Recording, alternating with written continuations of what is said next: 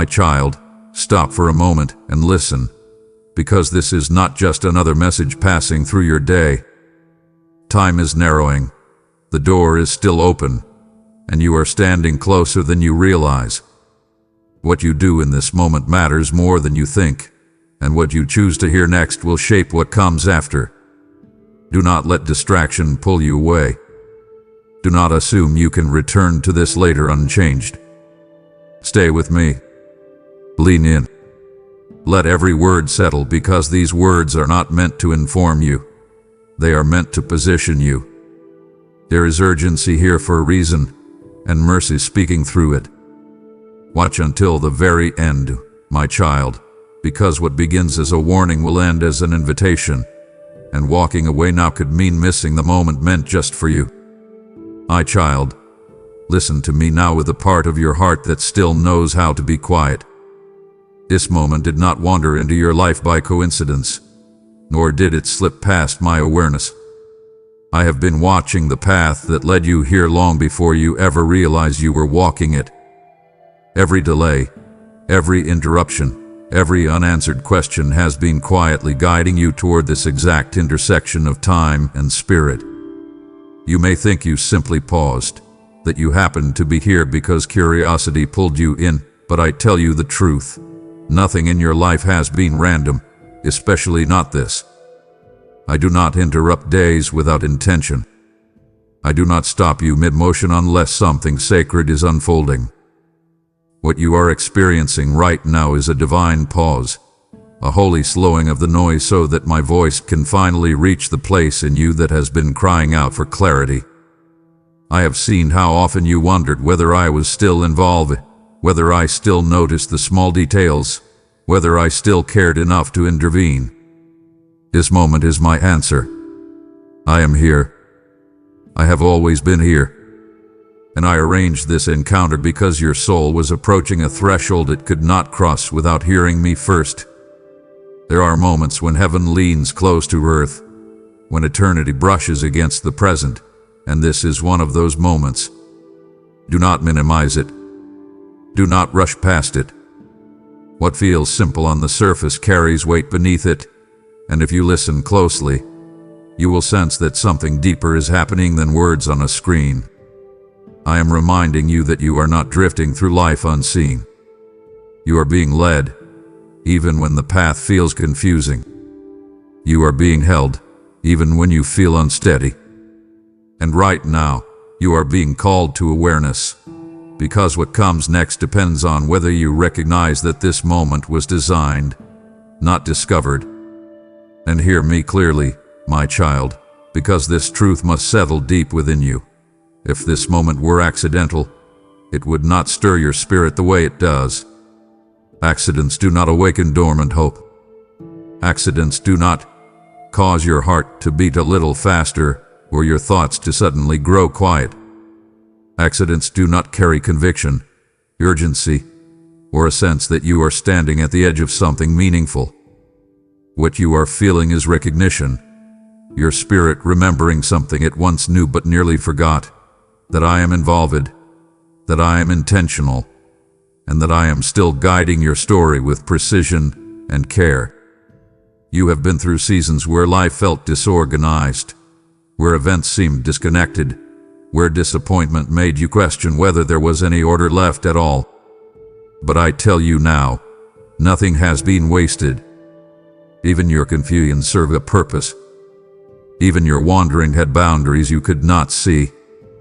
I allowed certain things to unfold not to harm you, but to position you. There were moments you thought you missed me, but in truth, I was quietly aligning circumstances, people, and timing so that when this moment arrived, you would be ready to recognize it. This is why I say again, this is not an accident. It is a summons, a gentle but firm call to lift your eyes and realize that you are standing inside a moment of meaning. What you do with this awareness matters. How you respond to it matters. I am not asking you to understand everything yet. I am asking you to acknowledge that I am speaking, that I am near, and that I have drawn you here with purpose. Let that truth settle. Let it quiet the doubt. Let it steady your heart. Because once you understand that this moment was arranged, you will begin to see that what follows is also intentional, and that realization will change how you move forward from here. My child, I need you to understand something that your mind has resisted but your spirit already knows. Time has not suddenly become urgent by accident. I did not wake up impatient, and heaven hath not lost control of the clock. The narrowing you feel, the pressure you sense, the awareness that something is closing in.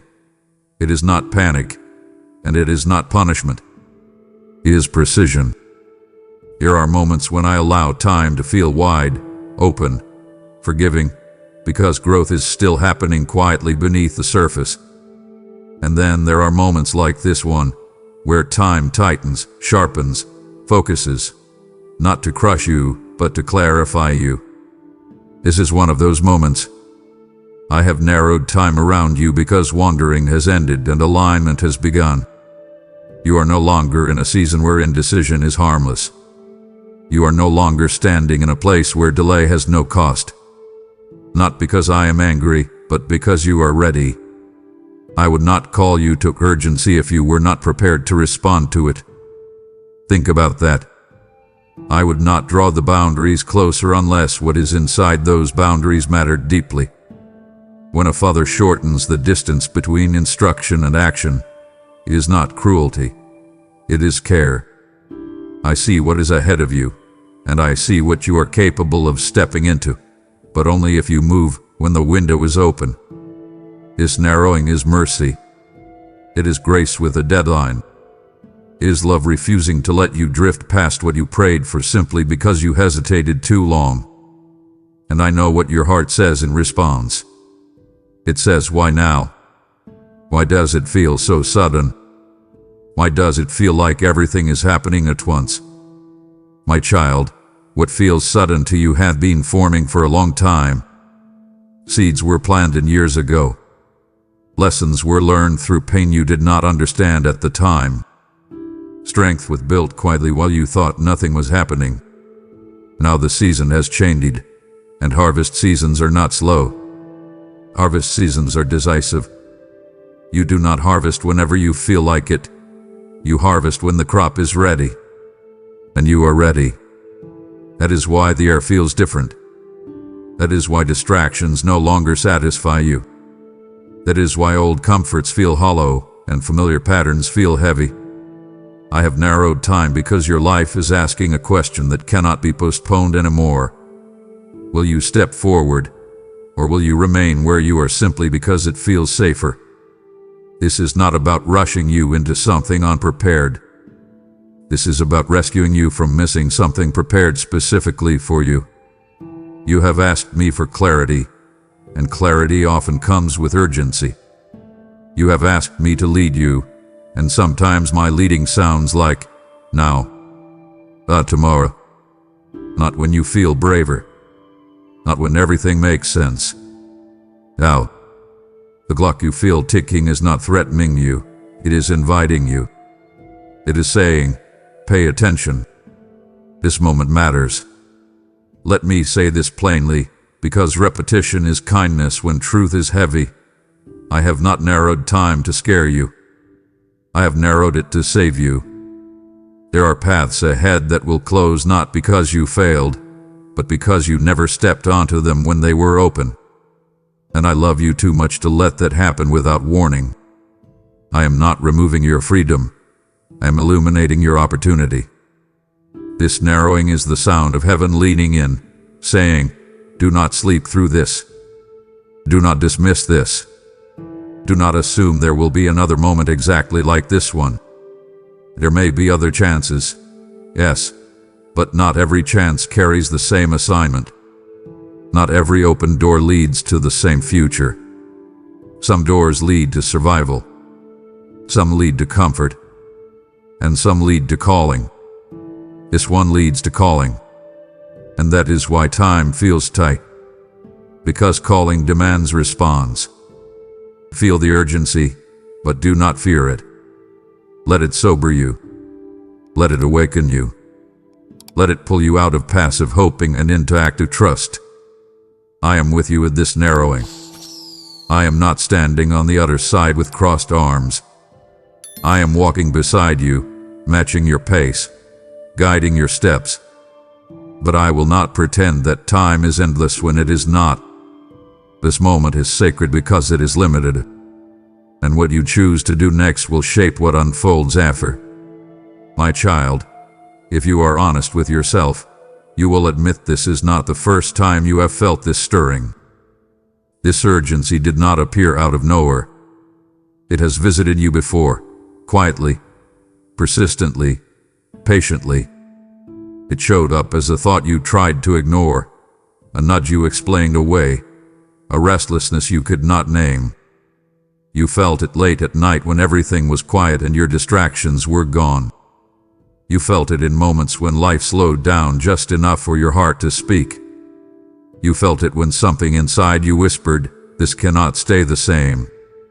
That was not anxiety. That was not imagination. That was me.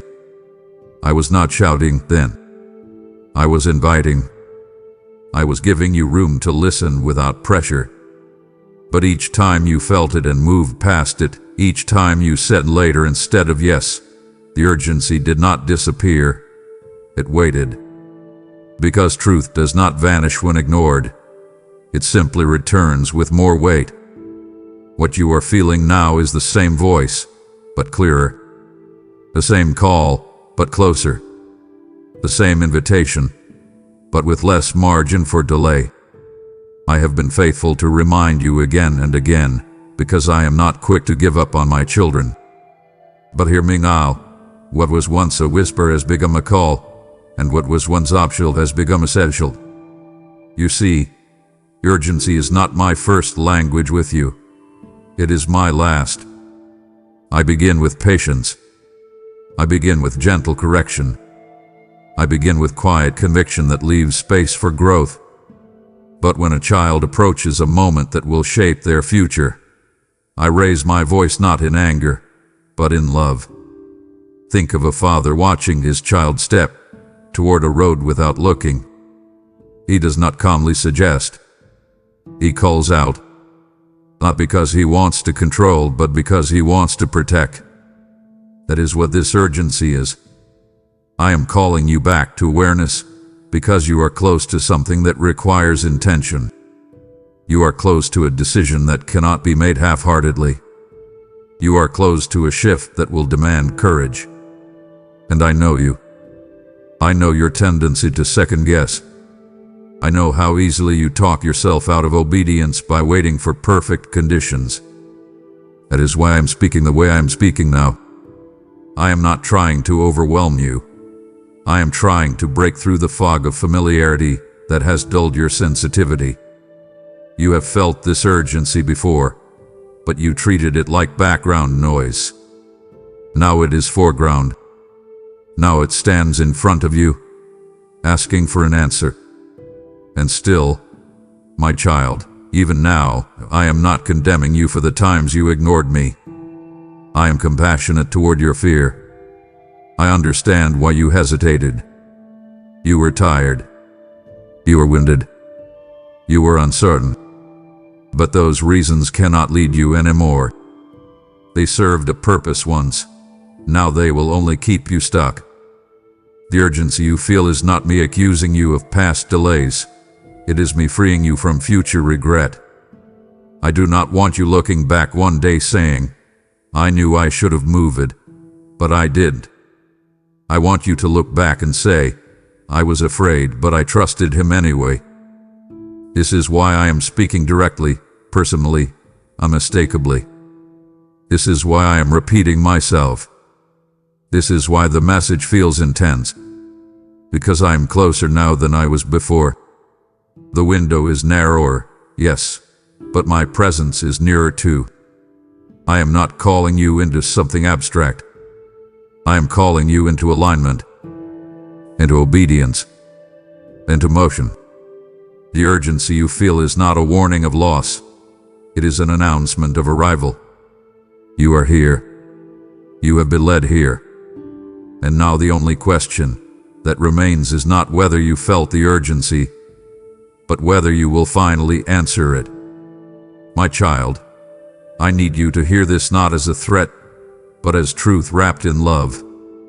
Doors do not stay open forever, not because I am cruel, not because I delight in shutting things away, but because time itself is a steward, and every season has an assignment. There are doors I open to teach you patience, doors I open to grow your faith, and doors I open because destiny is passing through them at a specific hour.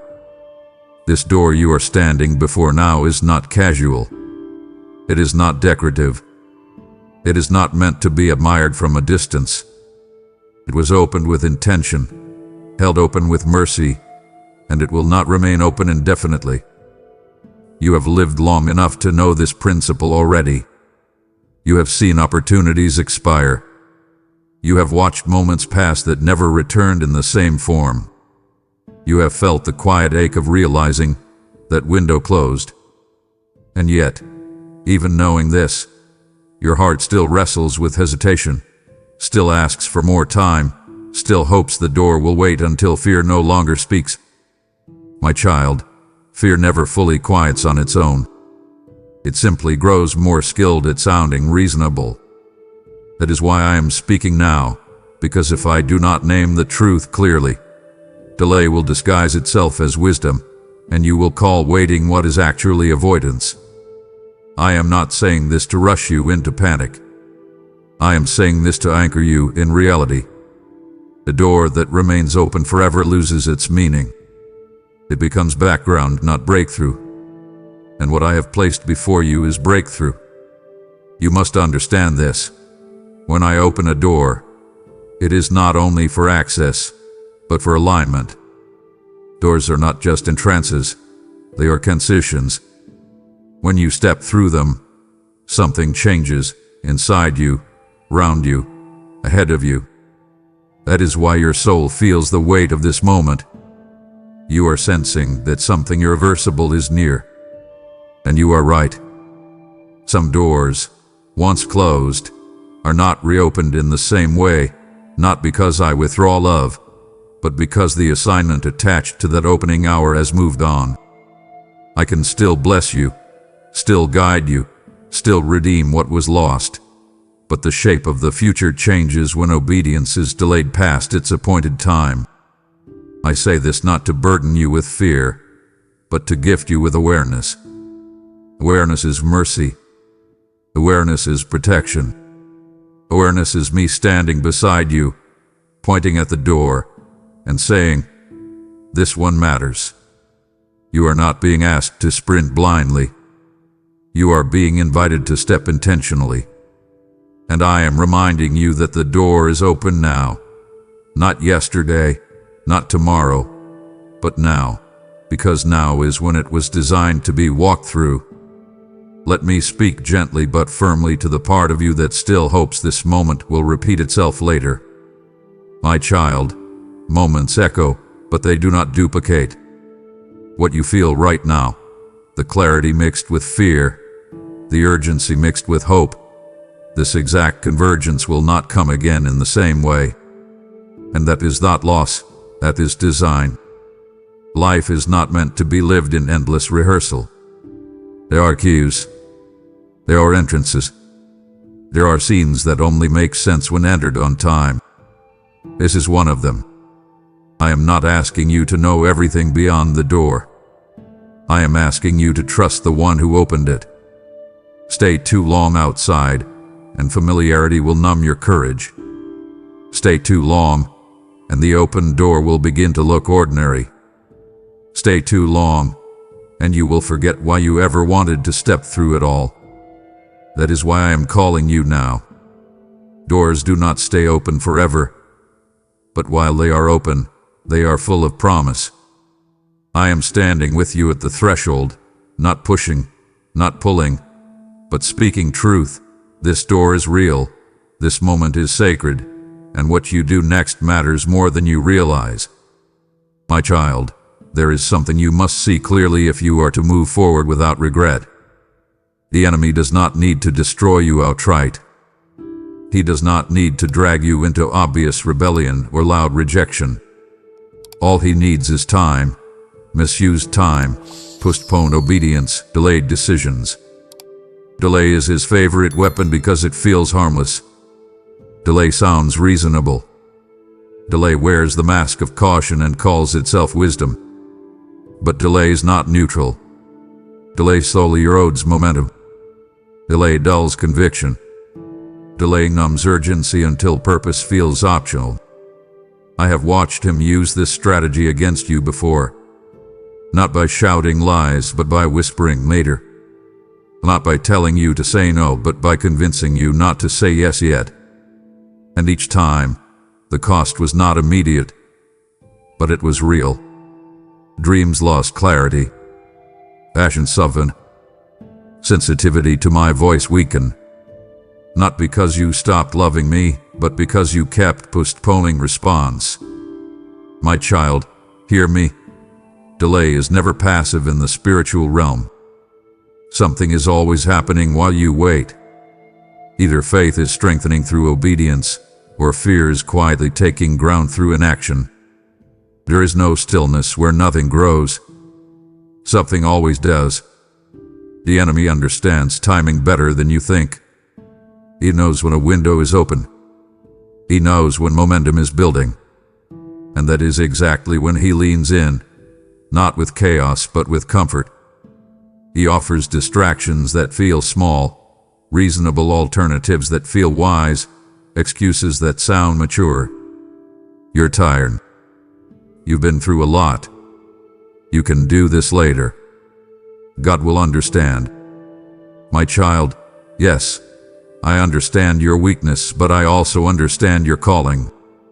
And I know when delay is no longer rest, but resistance. The enemy thrives on that confusion. He wants you to believe that obedience can always be postponed without consequence. But obedience is time-sensitive when it is attached to assignment. There are moves that must be made while courage is still warm, while conviction is still sharp, while the door is still open. Delay cools the fire. Delay blurs the vision. Delay makes what once felt urgent feel negotiable. And by the time you realize what has happened, the moment has passed quietly, without drama, without warning, just gone. That is why I am interrupting you now. That is why my voice carries urgency. Because I refuse to let delay steal what obedience could unlock. Let me say this with both firmness and tenderness. I am not afraid of your questions. I am not threatened by your fear. But I will not partner with delay when it begins to sabotage your future. You have already waited long enough to learn what waiting teaches. You have already endured enough to know what endurance builds. Now is not the time for more analysis. Now is the time for movement. The enemy wants you frozen in thought while heaven is calling you into action. He wants you replaying scenarios while I'm offering you a step. He wants you convinced that nothing will change if you wait, while I am telling you everything can change if you move. Delay thrives in silence. So I am speaking. Delay grows in isolation. So I am near. Delay feeds on uncertainty. So I am giving clarity. My child, do not give the enemy what he wants. Do not surrender your moment by postponing your response. You do not need to conquer everything today. You only need to obey the next instruction. Take the step. Speak the yes. Cross the threshold. I will meet you there.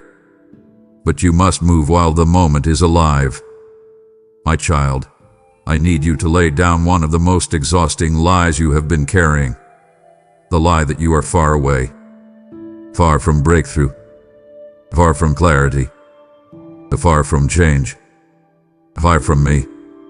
That lie has drained your strength more than any battle you faced, because it convinced you that effort was wasted and hope was premature. But hear me now, closer does not always feel triumphant. Closer often feels heavier. Closer often feels tighter. Closer often feels more intense, not less. You are closer than you think, and that is why resistance has increased instead of easing. That is why old doubts resurface just when you thought you had outgrown them. That is why fear grew louder as your faith became more real. The enemy does not fight what is distant. He fights what is near. He does not waste energy on what is unreachable. He concentrates on what is within grasp. And you, my child, are within grasp of what you have prayed for. That is why everything inside you feels stretched. Stretching happens at the edge, not at the beginning. Stretching is not punishment. It is proximity. You are not circling the mountain anymore. You are standing on its slope, closer to the summit than you have ever been, even if your legs feel weaker than before. I know how deceptive this moment feels. You expected closeness to feel like relief, but instead it feels like pressure. You expected progress to feel like confidence, but instead it feels like vulnerability. That is because nearing fulfillment strips away illusions. It removes the safety nets you leaned on when distance allowed you to stay half-committed. And now, everything is exposed. And now excuses fall silent. And now, the question is no longer is it possible, but will you step forward? You are closer than you think, and closeness demands honesty. Honesty about what you want. Honesty about what you fear. Honesty about what you are willing to release in order to receive. I am not bringing you this far to abandon you at the threshold. I am not awakening your spirit only to leave it restless. I am telling you the truth because truth steadies the soul. You are not behind. You are not late. You are not wandering. You are approaching. And the discomfort you feel is not evidence of failure. It is evidence of transition. Birth is uncomfortable, but it means something is about to live. Let me anchor this truth deeper, because repetition is protection. You are closer than you think. You do not see it because closeness often removes the wide view and replaces it with focus. When you were far away, you could imagine freely. Now that you are near, details matter. Decisions matter. Timing matters.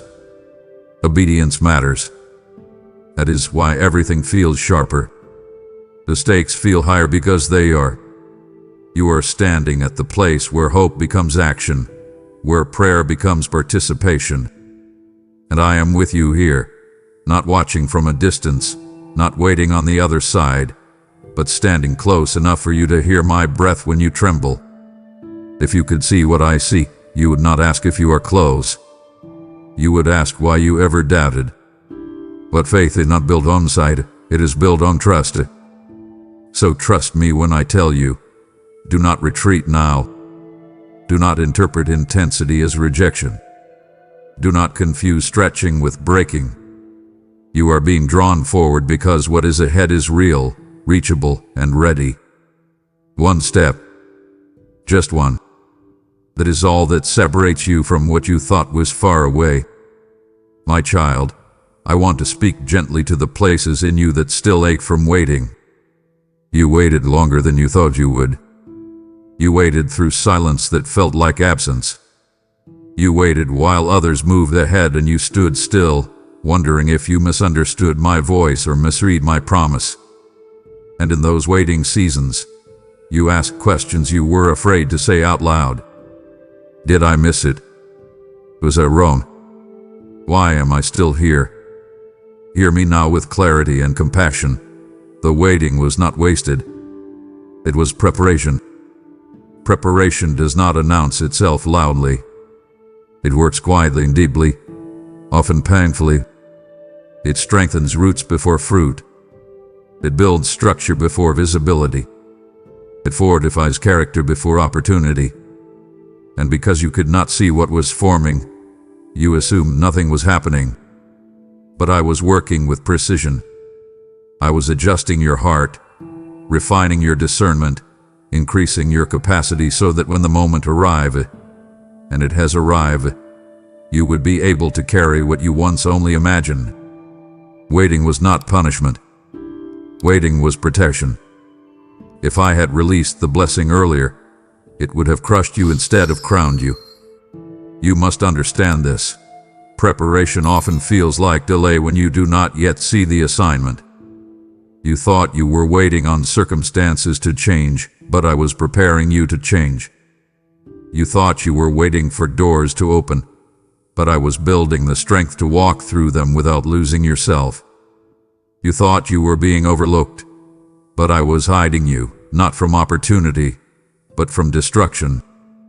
Some things you prayed for in earlier seasons would have broken you then. Not because you were weak, but because you were unready. Readiness is not eagerness. Readiness is stability.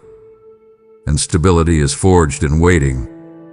Every disappointment refined you. Every closed door sharpened your discernment. Every lonely season strengthened your dependence on me instead of people. I was teaching you to stand without applause, to trust without confirmation, to remain faithful without reassurance. That kind of preparation cannot be rushed. And now, as the moment tightens and the door stands open, you are not stepping forward empty-handed. You are stepping forward seasoned. Let me speak this truth slowly, because it heals regret. You did not lose time. You gained depth. You did not fall behind. You were being fortified.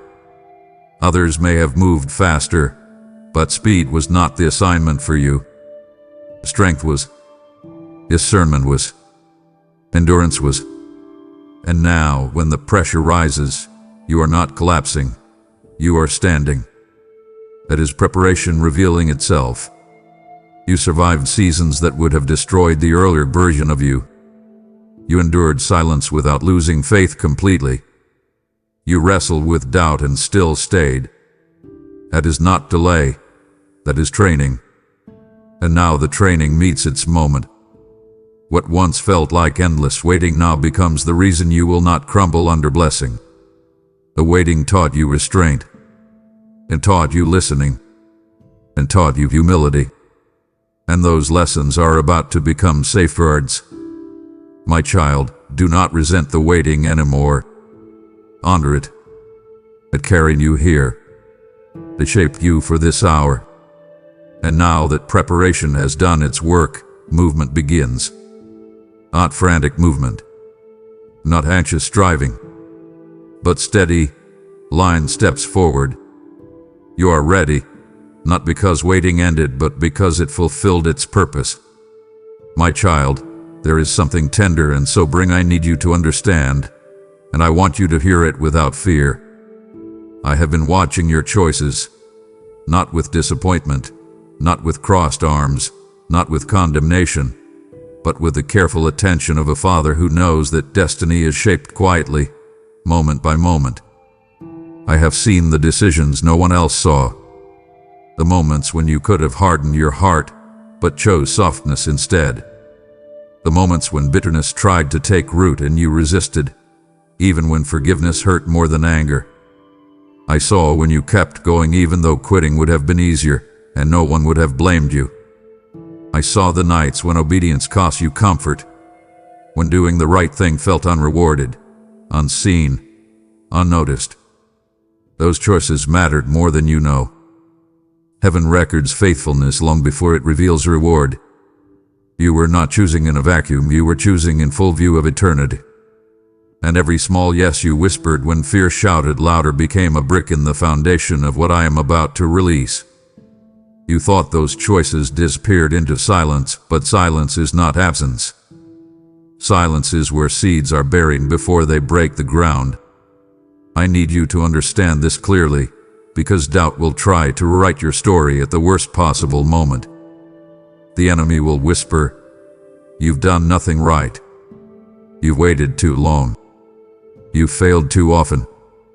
But I tell you the truth, you have been more faithful than you realize. Faithfulness is not perfection. Faithfulness is persistence. Faithfulness is choosing me again when you are tired of choosing. Faithfulness is staying soft in a hard world. Faithfulness is continuing to hope when hope feels foolish. And you have done that. Quietly. Repeatedly. Costly. You kept praying even when answers delayed. You kept believing even when evidence contradicted you. You kept walking even when your legs felt weak. Those were not neutral moments. Those were defining moments. Every time you chose humility over pride, obedience over impulse, trust over control, something shifted in the unseen. Doors did not open immediately because what I was preparing required weight-bearing faith. And weight-bearing faith is forged through repeated choices that cost you something. My child, you did not drift into this moment. You arrived here because of choices you made when no one was applauding. Let me speak gently to the part of you that still feels unqualified. You keep replaying your mistakes, but I have been remembering your obedience. You keep focusing on where you stumbled, but I have been counting where you stood back up. You think I measure you by your failures, but I measure you by your returns. Every time you came back to me after doubting, after drifting, after breaking down, it mattered. You did not walk away permanently. You did not close your heart completely. You did not surrender to despair. And that is why you are here now. You are not standing before this door because you were flawless. You are standing here because you were faithful in fragments, faithful in weakness, faithful in seasons that tried to erase you. I have been watching, not to judge you, but to prepare you. And now I tell you with clarity and kindness, your choices have positioned you. The door before you is not a reward for effort. It is a response to alignment. You chose me more than you think. And now, I am choosing to entrust you with more. My child, because I have been watching your choices, I now watch what you do with this moment. The faithfulness you sowed in secret is stirring a harvest that will feed souls you may never meet, and I invite you to be part of that work now. When you give, you are not losing. You are sowing seed into living soil, and I am the Lord of the harvest. Cast your bread upon the waters, and you will find it after many days, says the Spirit, and this word is alive for you now. This message goes where your hands cannot reach, carrying light into dark rooms, oil to dry hearts, and hope to the weary. I have placed the desire to help in you because I am calling you into partnership, not pressure.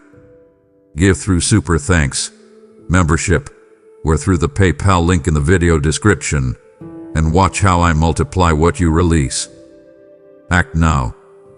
So while the door is open, and let your obedience speak where your voice cannot.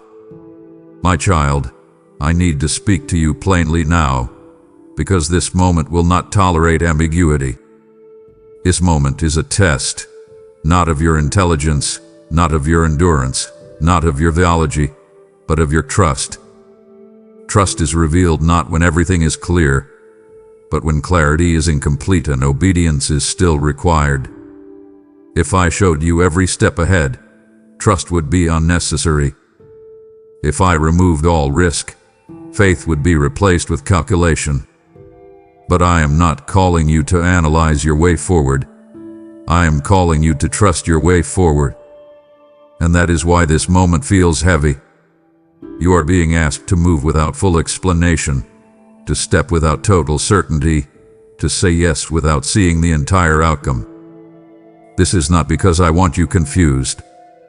It is because trust must be exercised to grow. Muscles do not strengthen without resistance. Faith does not deepen without uncertainty. And you, my child, are being invited into a deeper level of relationship, one where you do not just believe in me, but lean on me. I know the questions circling in your mind. What if I'm wrong?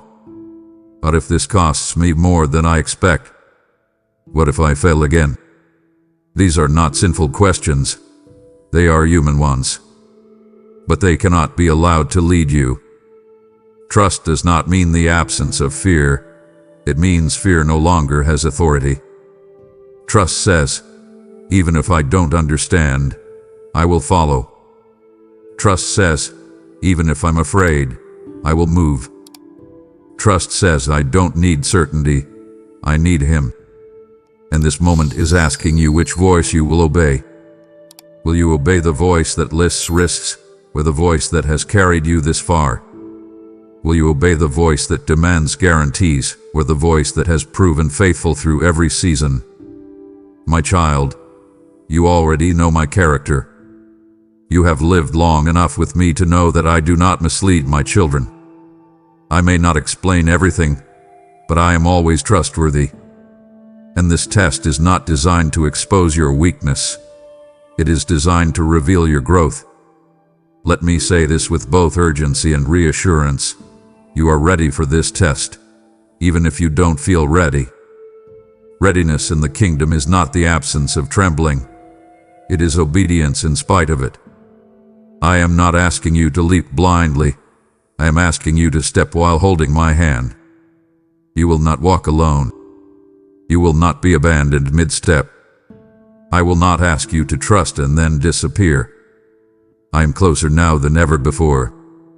This test of trust is not about whether you can handle the future. It is about whether you will let me handle it with you. Choose trust, my child. Not because it feels safe, but because I am faithful. Not because the path is clear, but because the guide is sure. This moment will pass, one way or another. The only question is whether you will pass through it carrying trust or carrying regret. My child, I know the question you have asked more times than you can count. You have whispered it in prayer, thought it in silence, and carried it like a quiet ache in your chest. Lord, give me a sign. You asked for confirmation, for reassurance, for something unmistakable that would remove all doubt and make the next step feel safe. And I want you to hear me clearly now, not with fear, but with clarity. This moment is your sign. Not because it is loud, not because it is dramatic, but because it is precise. Signs are not always thunder and lightning. Sometimes they are timing that cannot be ignored, words that land too deeply to dismiss, moments that refuse to let you scroll past unchanged. You keep asking for a sign because part of you is still hoping responsibility can be deferred. You want certainty before surrender. You want clarity before commitment. But signs are not given to replace trust. They are given to awaken it. And I have been giving you signs all along. Patterns repeating, restlessness growing, old comforts losing their appeal, doors closing behind you while one stands open in front of you. These are not coincidences. They are confirmations layered gently, but firmly into your life. And now, instead of asking whether this is a sign, the more honest question is whether you are willing to respond to it. I need you to understand something important, my child. The desire for a sign often masks a deeper fear, the fear of responsibility. Because once a sign is undeniable, neutrality disappears. You can no longer say, I didn't know.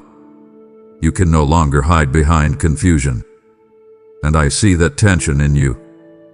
You want me to speak, but you are afraid of what my voice might require. Yet I am not cruel. I do not give signs to trap my children. I give them to free them from endless indecision. This moment is not pressing you into something unprepared. It is releasing you from paralysis. You have reached the place where another sign would not help you. Another sign would only delay you further. If I gave you more confirmation without obedience, you would become dependent on evidence instead of relationship.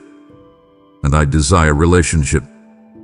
I desire a heart that recognizes my voice not because it overwhelms, but because it is familiar. You already know this is me. That is why your spirit is awake. That is why your heart is unsettled. That is why you cannot dismiss this as coincidence. A sign does not always shout. Sometimes it simply stays, persistent, unavoidable, steady, until you finally acknowledge it. So let me say this with both tenderness and firmness. Stop asking for a sign as if I have been silent. I am speaking now. I am speaking through timing, through urgency, through the narrowing of this moment. I am speaking through the way this message meets you exactly where you are. And I am asking you to shift from seeking confirmation to choosing obedience. Signs point the way, but they are not the destination. Responses. What you do after the sign determines what unfolds next. And this is where trust matures, when you no longer say, "Show me," but instead say, "I hear you." My child, you have been given enough light for the next step. You do not need the entire path illuminated. Walk in the light you have. Answer the sign with action. Let this be the moment you stop asking if I am speaking and start responding as if I am. My child, there are blessings that wait patiently, and there are blessings that move swiftly. There are promises that remain available for a long season, and there are assignments that pass through time like a narrow window. This is one of those moments. Some blessings require immediate obedience, not because I am harsh, but because timing is part of their design. Delayed obedience does not always cancel a blessing, but it often changes its form, its impact, or its reach. I need you to hear this without fear but with seriousness. Hesitation can turn provision into pressure, opportunity into regret, alignment into struggle. Immediate obedience is not about speed, it is about sensitivity. It is the ability to move when my spirit nudges, before fear has time to build arguments. And right now, your spirit is being nudged. You feel it. That pull toward action. That sense that something must be done, said, released, or step into. That is not anxiety, that is invitation. And invitations are time-sensitive. You have learned much through waiting, but now you must learn something through movement. There are blessings ahead of you that cannot be carried by the version of you that hesitates. They require decisiveness, courage, and surrender in real time. Think about the moments in your life when you obeyed quickly, how peace followed, how clarity came after the step, not before it. Obedience often feels costly at first, but delay always costs more in the end. Delay drains momentum. Delay dulls conviction. Delay gives fear time to rehearse worst-case scenarios until obedience feels unreasonable. Immediate obedience cuts through that cycle. It says, "I trust you more than I trust my analysis." It says, "I will move while faith is alive." And that kind of obedience unlocks things that cannot be accessed any other way. There are doors that respond only to movement. There are blessings that meet you only after you step out, not while you stand still. Let me speak directly to the crossroads you are standing at now. You already know what the next obedient step is. It may be uncomfortable. It may require release. It may require honesty, humility, or risk. But you know. And knowing without acting is the heaviest burden of all. I am not asking you to rush blindly. I am asking you to move decisively. Immediate obedience does not mean reckless obedience. It means responsive obedience. It means saying yes while the door is open, while courage is present, while clarity is fresh.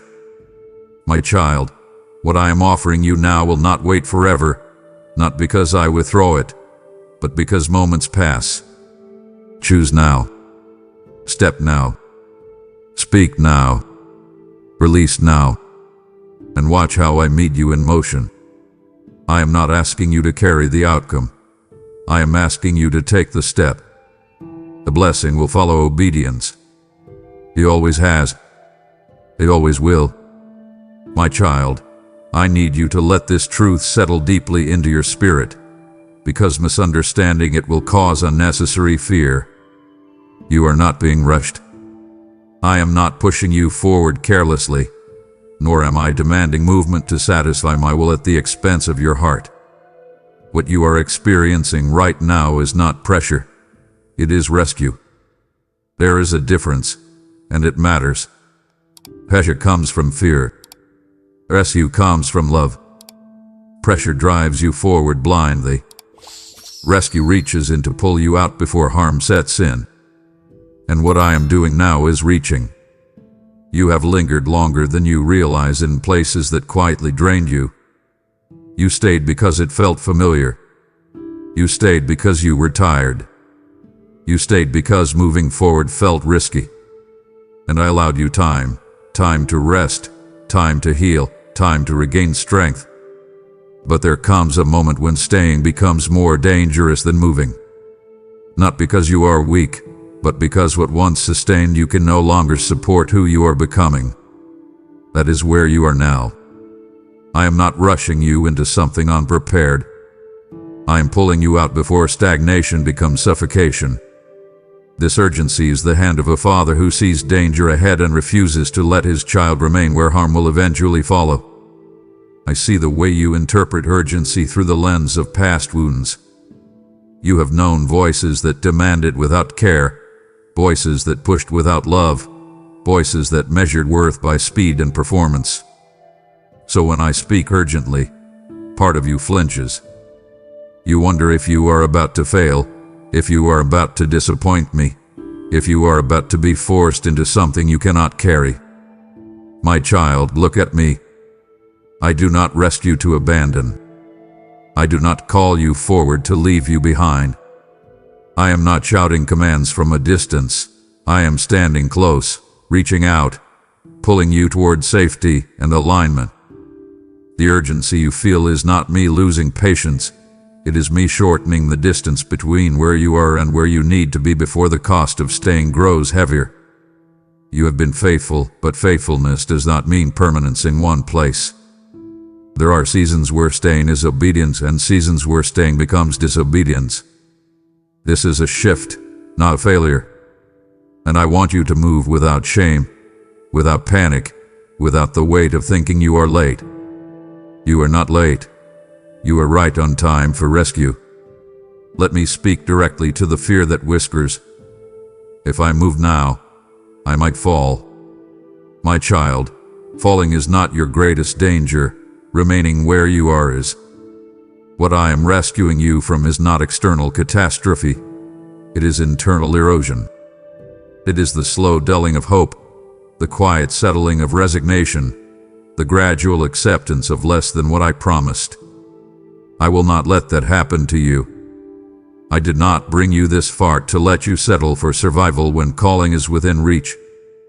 So when you feel urgency, reframe it. Say to yourself, I am not being chased. I am being carried. Say it again. I am not being rushed. I am being rescued. Let that truth calm your nervous system. Let it steady your breathing. Let it remind you that my love does not panic, and my guidance does not harm. I am rescuing you into alignment, into freedom, into movement that restores life. Take my hand. Let me pull you forward. You do not need to run. You only need to trust. My child, I want you to understand the weight of this moment, not to overwhelm you, but to awaken reverence. Heaven is paying attention right now. Not in a distant, abstract way, but in a focused, intentional, watchful way. There are moments when life unfolds quietly, and there are moments when the unseen realm leans in close. This is one of those moments. Decisions made now will echo. Responses chosen now will ripple forward. Angels are not passive observers in this hour. They are standing ready, waiting alignment between heaven's movement and your obedience. This is not drama. This is design. When I speak of heaven paying attention, I am telling you that this moment carries weight beyond what your natural eyes can see.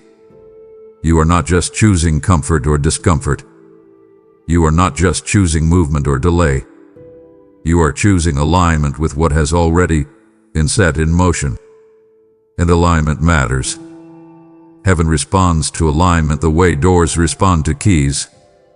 When alignment occurs, things unlock effortlessly that once felt impossible. I know part of you feels small when you hear this.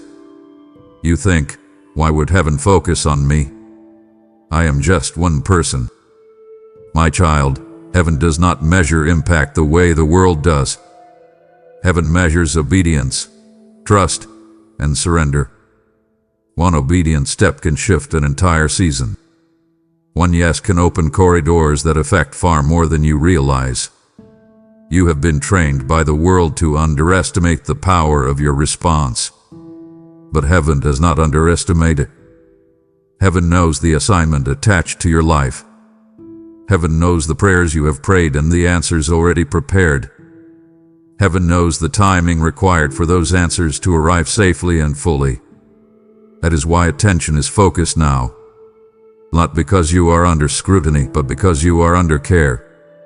When heaven pays attention, it is not to accuse, it is to assist. It is to move when you move, to respond when you respond, to release when you align. This moment is not isolated.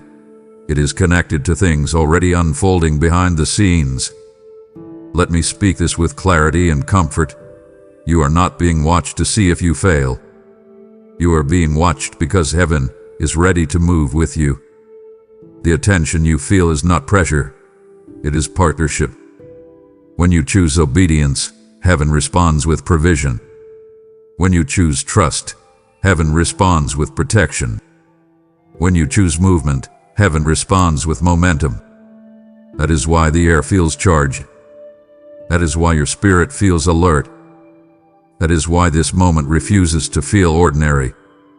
You are standing at a junction where heaven's timing and your decision intersect. And I want you to stand there with confidence, not fear. You are not alone on this threshold. You are surrounded by assistants you cannot see. So choose boldly. Choose calmly. Choose trust. Heaven is paying attention, not to test you but to move with you. And when you step forward, you will discover you were never stepping alone.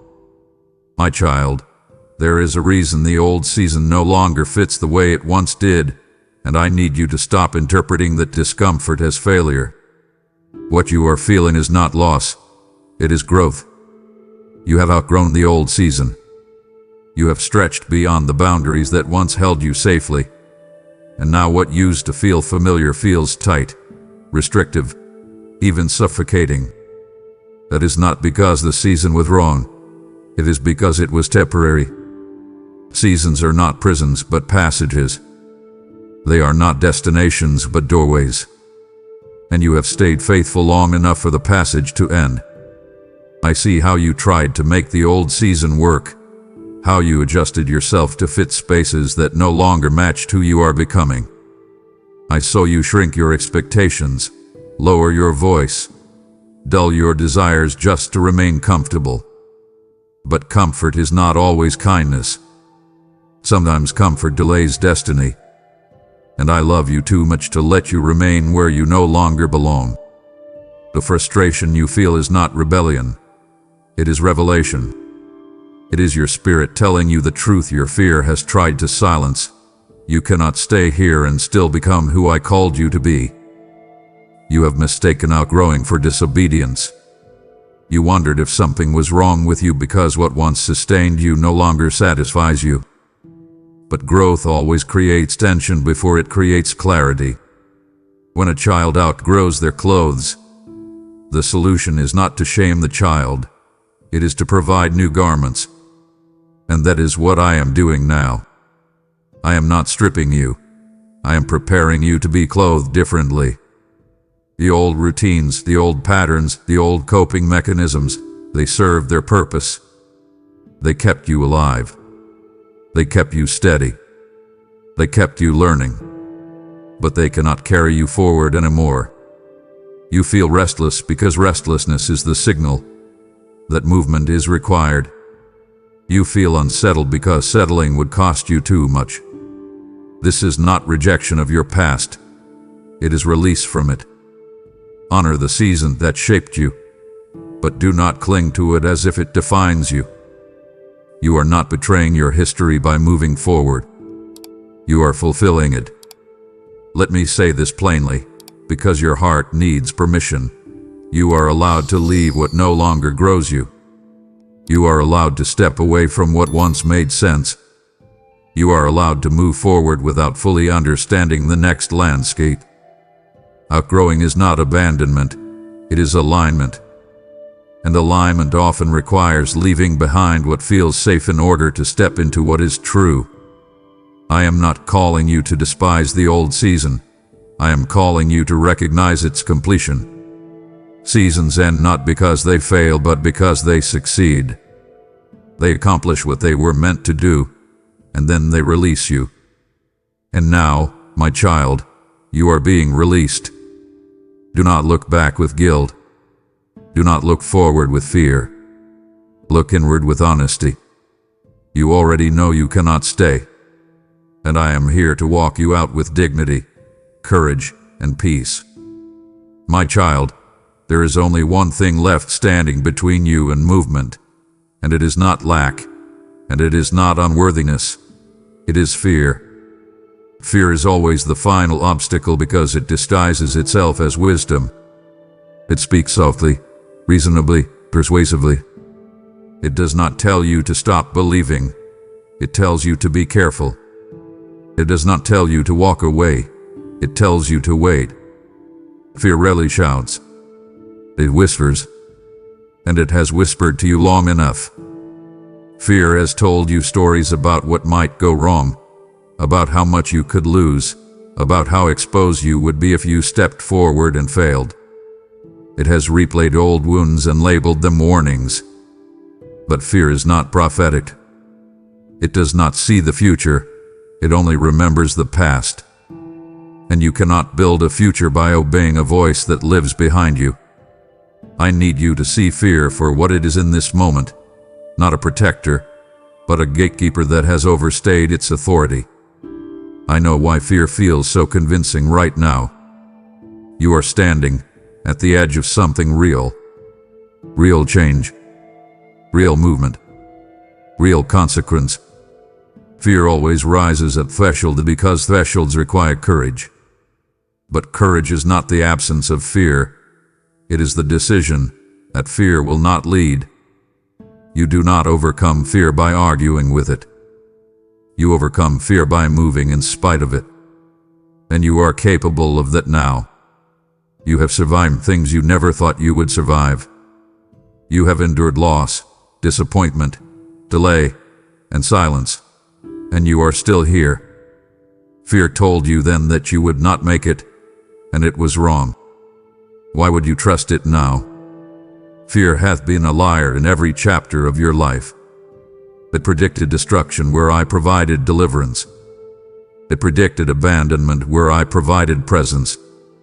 It predicted collapse where I built strength. And yet, you keep listening to it as if it has earned credibility. My child, fear is loud, but it is not wise. It is persistent, but it is not faithful. It is familiar, but it is not truthful. So hear me now. With love and authority, fear does not get the final word. I do. And I am telling you that you are not stepping into danger. You are stepping into alignment. You are not risking everything. You are reclaiming what was delayed. You are not leaping into the unknown. You are walking with me into what I already see clearly. Fear will not disappear before you move. It will diminish after you do. Courage is born in motion, not contemplation.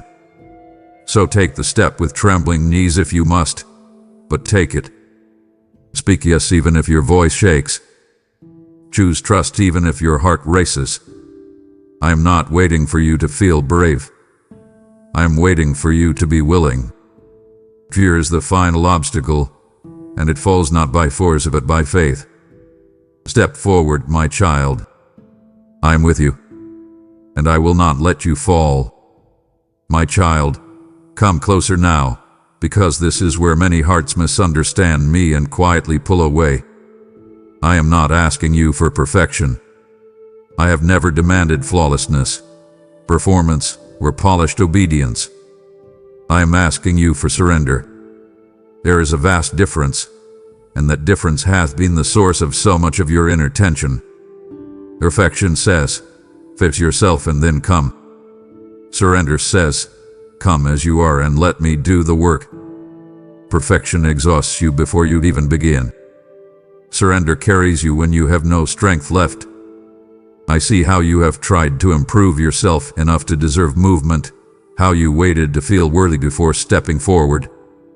You thought if you could just clean up a little more, get stronger a little more, be braver a little more, then you could finally say yes without fear. But my child, that day will never come on its own. If perfection were possible, you would not need me. And I did not design you to be self-sufficient. I designed you to be dependent on love. Surrender is not weakness. Surrender is trust in motion. You have been carrying a quiet burden, one you rarely name out loud, the fear that if you step forward imperfectly, you will disappoint me. But look at me. I am not surprised by your limitations. I am not frustrated by your humanity. I am not waiting for you to arrive whole before I welcome you forward. I already know your fractures, your doubts, your inconsistencies. I have always known them. And still, I called you. Still, I opened the door. Still, I drew you here. That should tell you something important. Your imperfections are not disqualifiers. They are the very places where my strength is revealed. Surrender means you stop managing your image and start offering your heart. It means you release control, not because you understand everything, but because you trust me enough to lead you through what you do not understand. Perfection keeps you frozen. Surrender sets you free. So let me dismantle the lie gently, but firmly. I am not waiting for you to be fearless. I am not waiting for you to be confident. I am not waiting for you to have all the answers.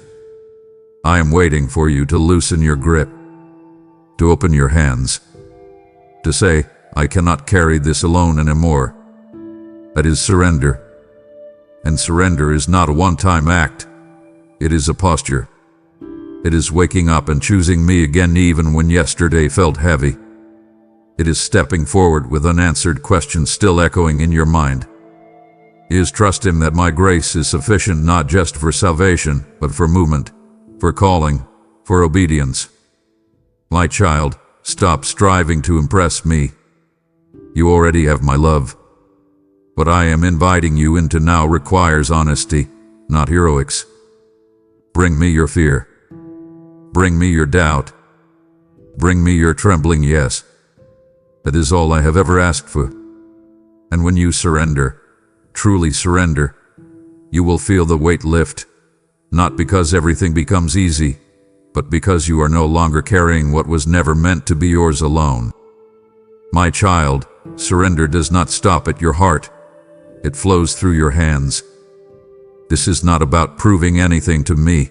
It is about trusting me enough to let what I have given you become a blessing to others.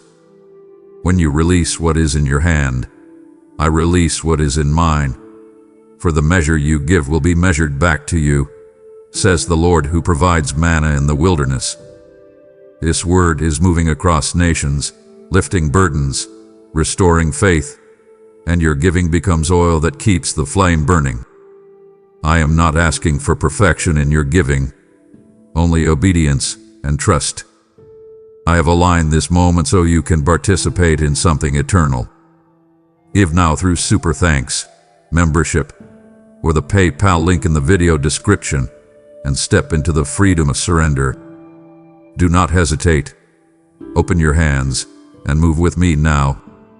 My child, I want you to see clearly what stands before you now, because misunderstanding it could cause unnecessary fear.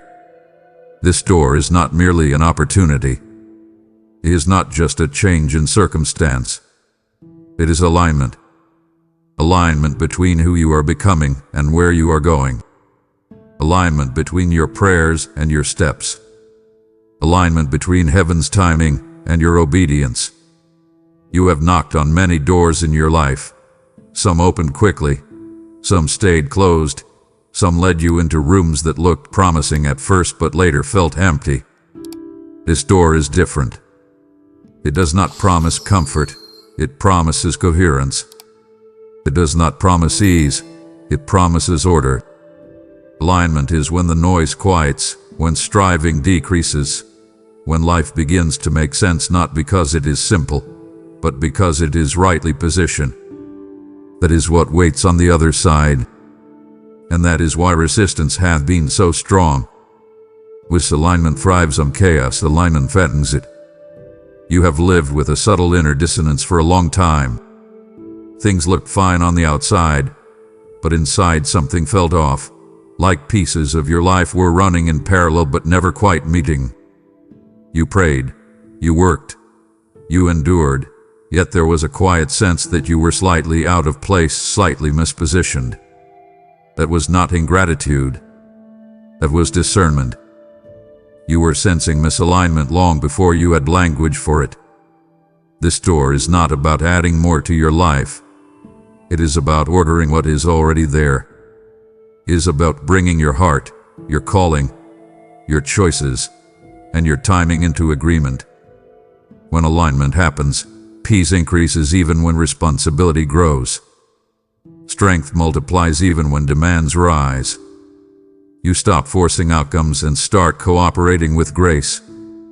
That is why this door matters. It is not a shortcut, it is a correction. And corrections, while uncomfortable at first, save you from years of unnecessary strain. So hear me, my child, as I speak both promise and truth. When you step through this door, some things will fall away. Not because they were evil, but because they were misaligned. The relationships will shift. Some patterns will lose their grip. Some desires will quiet. That is not loss, it is clarity. Alignment removes what cannot go where you are going. And I will not leave you grieving what falls away. I will replace it with what fits. You will feel lighter, not because life becomes smaller, but because it becomes ordered. You will wake up with a clearer sense of direction. You will recognize my voice more easily. You will move with less friction, less inner resistance. This door leads to alignment, and alignment leads to fruitfulness. Not frantic productivity, but sustainable fruit that remains. My child, you have wandered long enough trying to make misalignment work. Now I am offering you coherence. Step through. Let me realign what has been pulling against itself. And watch how peace begins to flow not from the absence of trouble, but from the presence of order. My child, before you take another step forward, I need you to understand something that will steady your heart and quiet your fear. You have been protected more than you know. There are dangers you never saw, traps you never fell into, losses that never reached you, not because you were clever, not because you planned perfectly, but because my hand stood between you and what would have destroyed you. I have blocked paths you begged me to open. I have delayed answers you pleaded for. I have removed people you thought you needed. And every time, you wondered if I was withholding, if I was silent, if I was distant. But I was guarding you. I was standing watch over your life while you slept, while you doubted, while you cried. I was protecting your future from versions of it that would have harmed you. You do not know how many times you narrowly missed devastation. You do not know how many wrong turns were quietly closed before you could take them. You do not know how many prayers I answered with no because yes would have cost you more than you could bear. Protection is often invisible until hindsight reveals its mercy. And now, as you stand at this door, I want you to look back not with regret, but with gratitude. You are still here because I have been faithful. You see, my child, protection does not always feel like safety. Sometimes it feels like disappointment. Sometimes it feels like rejection. Sometimes it feels like confusion. But protection is not measured by comfort. It is measured by preservation. I preserved your heart when bitterness tried to claim it. I preserved your faith when despair tried to extinguish it. I preserved your calling when shortcuts tempted you to compromise it. And yes, I preserved you from certain blessings that arrived too early, carrying weight you were not yet ready to hold. Had I opened those doors sooner, you would have walked in unprepared and blamed yourself for the collapse that followed. So I closed them. I shielded you. I slowed you down. I let you think you were behind when in truth you were being spared. This is why I tell you now, trust me with timing. Trust me with movement. Trust me with what I allow and what I restrain. I have never been careless with your life. Every boundary had a reason. Every delay had purpose. Every interruption had mercy wrapped inside it. As you move forward now, I need you to carry this truth with you like armor. If I protected you then, I will protect you now. The door before you is not a gamble. It is a guarded entrance. I do not lead my children into harm and hope for the best. I go before you. I stand beside you. I cover what you cannot see. The same hand that blocked danger behind you will guide you safely ahead of you. So release the fear that whispers, "What if this goes wrong?" Replace it with the truth, "He has kept me this far." Protection did not end when the waiting ended. It continues in movement. And as you step through this door, you are not stepping into vulnerability alone. You are stepping into a future already watched over, already considered, already covered. Trust the God who has protected you more than you know. My child, I need to speak to the part of you that tightens when you hear the clock ticking. You feel the urgency, the narrowing, the sense that time is pressing in, and fear tries to interpret it as threat. But hear me now with clarity and compassion. The clock is mercy, not threat. I am not counting down to punish you. I am counting down to wake you. Mercy announces itself before opportunity closes. Mercy speaks before regret is born. Mercy does not whisper vague warnings. It names the moment clearly so you do not miss it. If I did not care, I would let time pass silently. If I were indifferent, I would let you drift. But because I love you, I tell you the truth about the hour you are in. Awareness is grace. Urgency is kindness. A warning is love in motion. The clock you feel is not condemning you. It is inviting you. It is saying, pay attention. Choose deliberately. You not sleep through this. You have lived long enough to know how subtle loss can be. Moments do not always leave with noise. Sometimes they slip away quietly, leaving only the ache of hindsight. I refuse to let that be your story here. That is why the clock is loud now. That is why the message feels intense. That is why your heart feels alert. This is mercy working overtime. Mercy refuses to let you assume there will always be another chance that looks exactly like this one. Mercy tells you the truth about time, not to frighten you, but to empower you. When you know the moment matters, you treat it differently. You listen more carefully. You choose more intentionally. You move more decisively. The clock is not your enemy. Complacency is. And mercy has come to break complacency before it costs you something precious. So let the ticking steady you instead of scare you. Let it focus you instead of freeze you. The clock does not say you are too late. It says you are here. It says, this is your moment. It says, respond now while the door is open. And know this, my child, mercy does not abandon you if you respond imperfectly. Mercy meets you in motion. Mercy carries you when courage wavers. Mercy walks with you through the door and stays with you on the other side. So do not resent the urgency. Receive it. Thank me for it. Let it sharpen your hearing and strengthen your resolve. The clock is mercy, not threat. And mercy has arrived because I want you free, aligned, and moving forward, now. My child, I must speak to you now with a holy firmness, because what threatens this moment is not opposition, it is distraction. Distraction is subtle. It does not announce itself as danger. It presents itself as harmless delay, as minor interruption, as something you can attend to just for a moment. And that is exactly why it is so effective. Distraction does not try to pull you far away. It only needs to pull you slightly aside. A glance, a pause, a divided attention. That is all it takes to dull urgency and dilute obedience. I have watched distraction hover around you before, especially at moments when clarity began to sharpen. Just when your heart started to focus, something demanded your attention. Just when conviction rose, something else seemed more immediate. And each time, the moment quietly lost its edge. I need you to recognize this pattern, not to shame you, but to free you. This moment cannot be multitasked. It cannot be half-heard.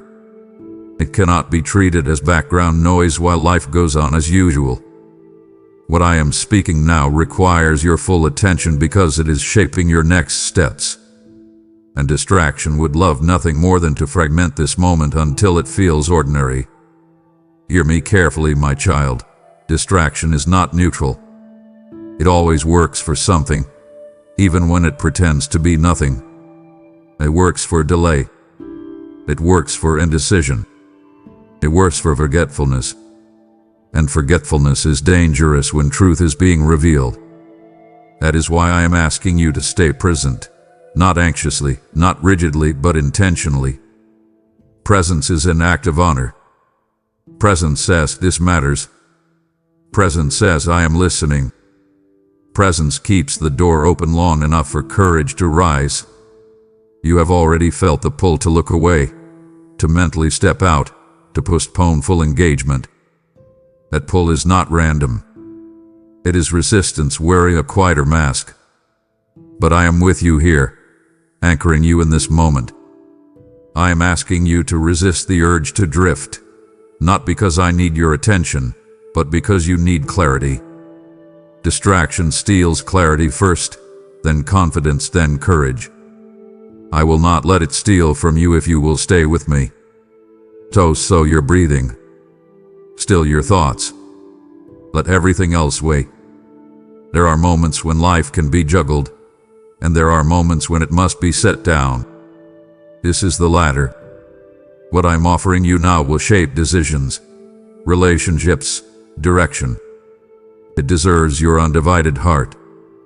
Do not let the enemy convince you that you can return to this moment later unchanged. Moments like this are alive. They respond to presence. Today, listen, receive, and when the impulse to drift comes, recognize it for what it is and gently refuse it. Say, not now. Say it again. Not now. This moment is too important to be stolen quietly. And I am here with you, holding the space, guarding the moment, inviting you to remain until what needs to settle has fully settled. My child, I speak this now with clarity and compassion, because misunderstanding it could cause you to miss what is meant for you. Your breakthrough is time-sensitive, not fragile, but appointed, not rushed but scheduled. Breakthroughs do not float aimlessly through time waiting to be claimed whenever you feel ready. They arrive with timing, alignment, and purpose. And when they arrive, they require response. This does not mean I withdraw blessing if you hesitate once. It means that moments of release are connected to moments of obedience. You are standing in one of those moments now. What you have been praying for has been approaching quietly, lining behind the scenes, waiting for the moment when your heart, and heaven's timing would meet. That meeting point is now, and that is why urgency has intensified. Not because you are behind, but because you are aligned. You have learned much about patience, and that lesson has served you well. But now you must learn something different: responsiveness. Patience waits well. Responsiveness moves well. Both are holy. Both are necessary. But they belong to different seasons. This is not the season for more waiting. This is the season for stepping. The breakthrough you are sensing is not theoretical, it is practical. It requires a decision, a release, a yes that moves you from preparation into participation. If you delay too long, the form of the breakthrough may change, not because I punish hesitation, but because time continues to move. The opportunity attached to this moment will not remain static forever. I tell you this not to frighten you, but to empower you. Knowing the moment matters helps you honor it properly. Let me anchor you with this truth. I am not dangling breakthrough in front of you to test your worthiness. I am revealing its timing to invite your cooperation. Breakthrough is not something you force. It is something you align with. And alignment happens in response. You do not need to rush frantically. You need to move faithfully. One step taken in obedience at the right time carries more power than 100 steps taken later out of regret. So do not minimize this moment. Do not tell yourself it can wait without cost. Treat it as sacred because it is. Your breakthrough is near enough to be felt, and close enough to be missed if ignored. Choose to respond now, while clarity is present and courage is available. I am with you in this step. I will not abandon you mid-breakthrough. I will carry you through it. But you must move while the door is open and the moment is alive. My child, before you take another breath, I need you to know this with certainty. You are not standing at this door alone. I am standing here with you. Not watching from a distance, not waiting on the other side with folded arms. I am beside you, close enough for you to feel my presence even if you cannot name it, close enough for your fear to hear my calm, close enough for your trembling to be steadied by my strength. I have not brought you to the threshold and then stepped away. I have walked every step that led you here, and I will walk every step that follows. The door before you is not a test of bravery. It is an invitation into partnership. You are not being asked to prove anything to me. You are being invited to move with me. That is why this moment feels intimate, weighty, personal. This is not a crowd moment. This is not for everyone. This is for you. I am speaking your name in this hour, and I am standing at the door with you so you do not confuse obedience with abandonment. I see how your mind keeps racing ahead, imagining what might happen if you step through. I see the scenario forming, the questions stacking, the fears rehearsing themselves, and I gently interrupt them now. Look at me. I'm here.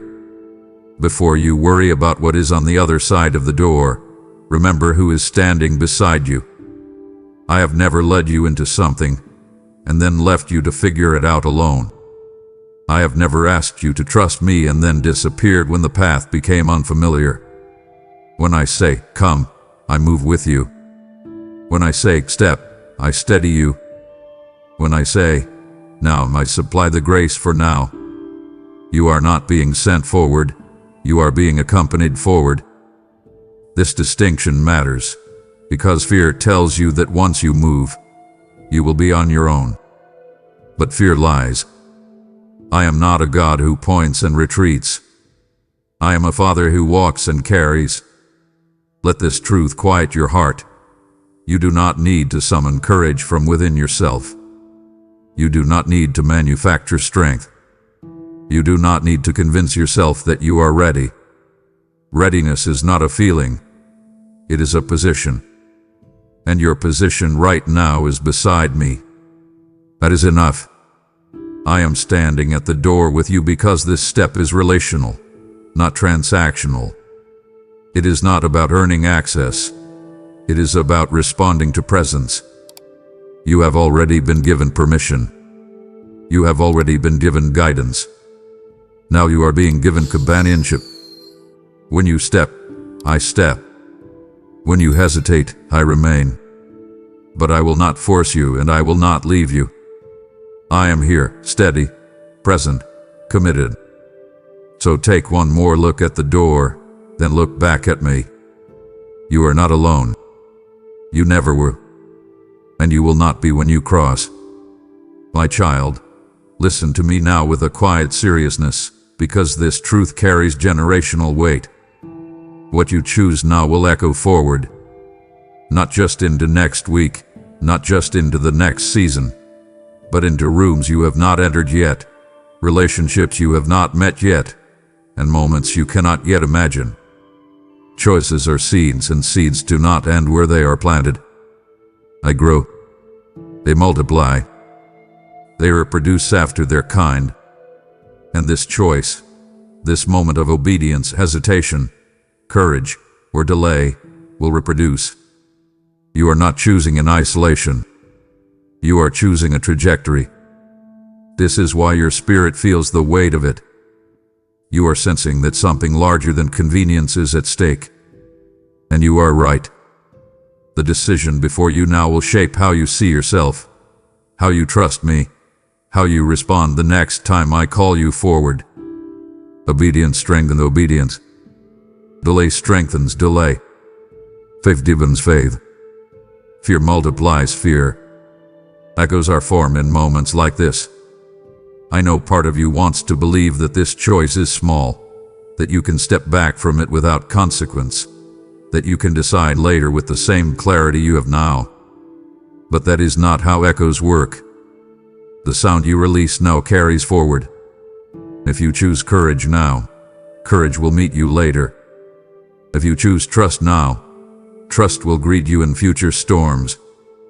If you choose obedience now, obedience will feel more familiar the next time I ask you to move. But if you choose delay now, delay will present itself again, louder and more convincing. I am not saying this to frighten you.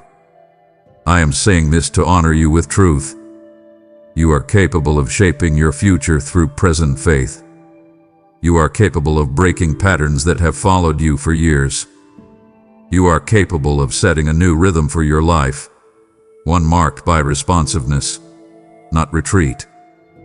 And it begins here. So pause with me for a moment and feel the weight, not as pressure, but as meaning. This is not about getting everything right forever. It is about setting a direction. One faithful choice can realign years of wandering.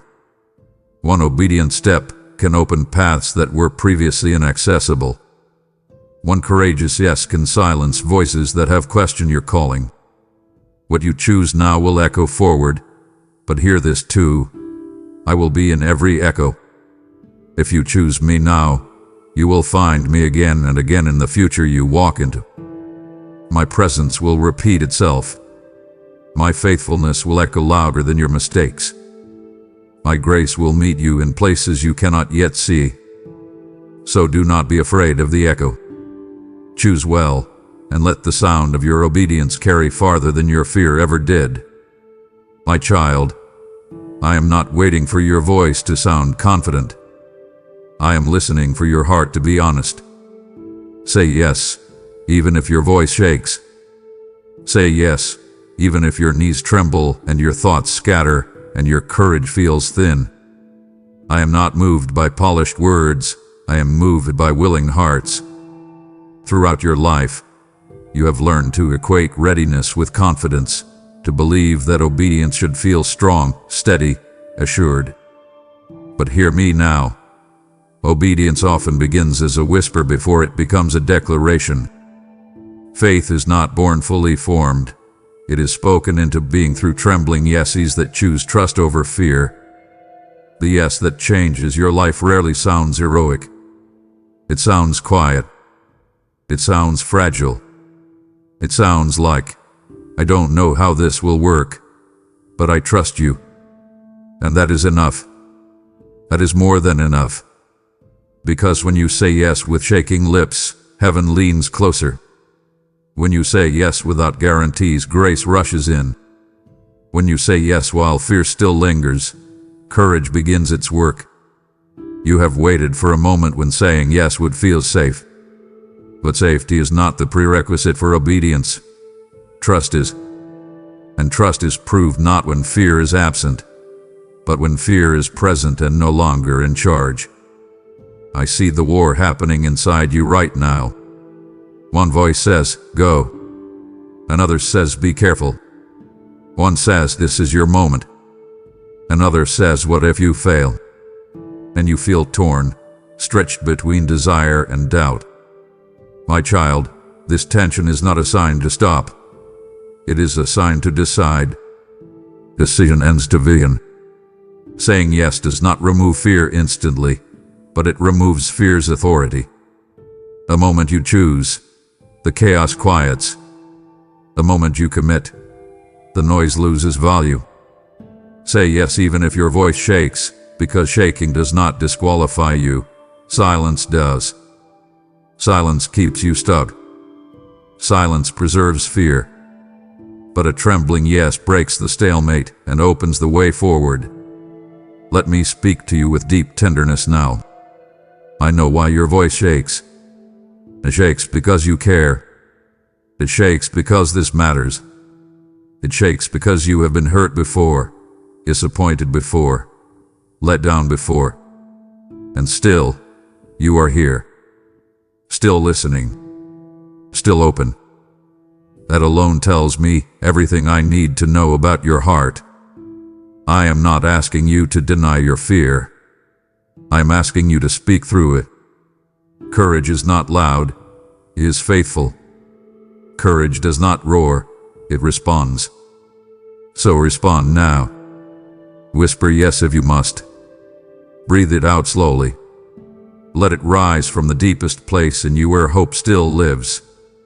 Say yes to the step, yes to the door, yes to the movement I am inviting you into. I will meet your yes with strength you do not yet feel. I will meet your trembling with steadiness. I will meet your honesty with grace. Say yes, even if your voice shakes, and watch how heaven answers. My child, we have come to the final truth, and I speak it now with love, clarity, and holy urgency. The door is still open, but not for long. This is not a threat. This is an invitation spoken honestly. Doors are merciful because they open. Doors are meaningful because they close. If a door never closed, it would never require a decision. It would never ask for courage. It would never call for trust. The door before you is open now because this is your moment to choose. And I want you to understand the weight of that without fear, without panic, without shame. You are not being courted, you are being honored. I am honoring you with the truth about time so you can respond with intention. The door is still open, and that means opportunity is present, grace is available, and help is near. But it will not remain open indefinitely, because moments move, seasons shift, and life continues. This is the hour that belongs to this door. I know part of you wants reassurance that if you hesitate, everything will remain exactly the same. But that is not how life works, and it is not how calling works. If you step away now, life will move on, but not unchanged. You will move on carrying the memory of this moment, the echo of this invitation, the quiet knowing that you stood at a threshold and turned back. I do not want that for you. I want you moving forward with peace, not backward with questions. That is why I am speaking plainly now. The door is open. The timing is right. The grace is sufficient. The help is ready. What remains is your response. This is not about perfection. It is not about knowing everything. It is about stepping while the way is open and the invitation is alive. Delay will not destroy you, but it will cost you the ease of this alignment. It will make the path harder than it needs to be. And I love you too much to stay silent about that. So look at the door one last time with me. See it clearly. Feel the pull. Acknowledge the fear. Then choose. Choose life. And choose movement. Choose trust. Choose to step while the door is open and heaven is attentive. I am not asking you to run. I am asking you to cross. One step. One decision. One yes. The door is still open, my child. Step through now and discover that what waited on the other side was not uncertainty, but me. My child, the door you see is not only for your next step, it is for the lives waiting beyond it. This is a holy moment, a narrowing window, and I am asking you to act while grace is present and time is aligned. When you give now, you strike the ground like Alicia's arrow, and the impact will echo farther than you can see. Whoever sows generously will reap generously, declares the Lord, and this promise stands alive before you. This message must move quickly, like fire carried by the wind, and your obedience fuels its reach. I will bless what you release with protection, increase, and favor, for I honor decisive faith. Give through super thanks, membership, or the PayPal link in the video description. Do it now. The door is open. Step through and act. My child, do not let this moment pass in silence. If this word has reached your heart, declare it openly. Type in the comments, I choose now. I step through the open door. Let your declaration be a line in the sand between delay and obedience, between fear and faith. As you speak it, heaven hears it, and what you declare with your mouth begins to align in your life. Do not watch from the doorway.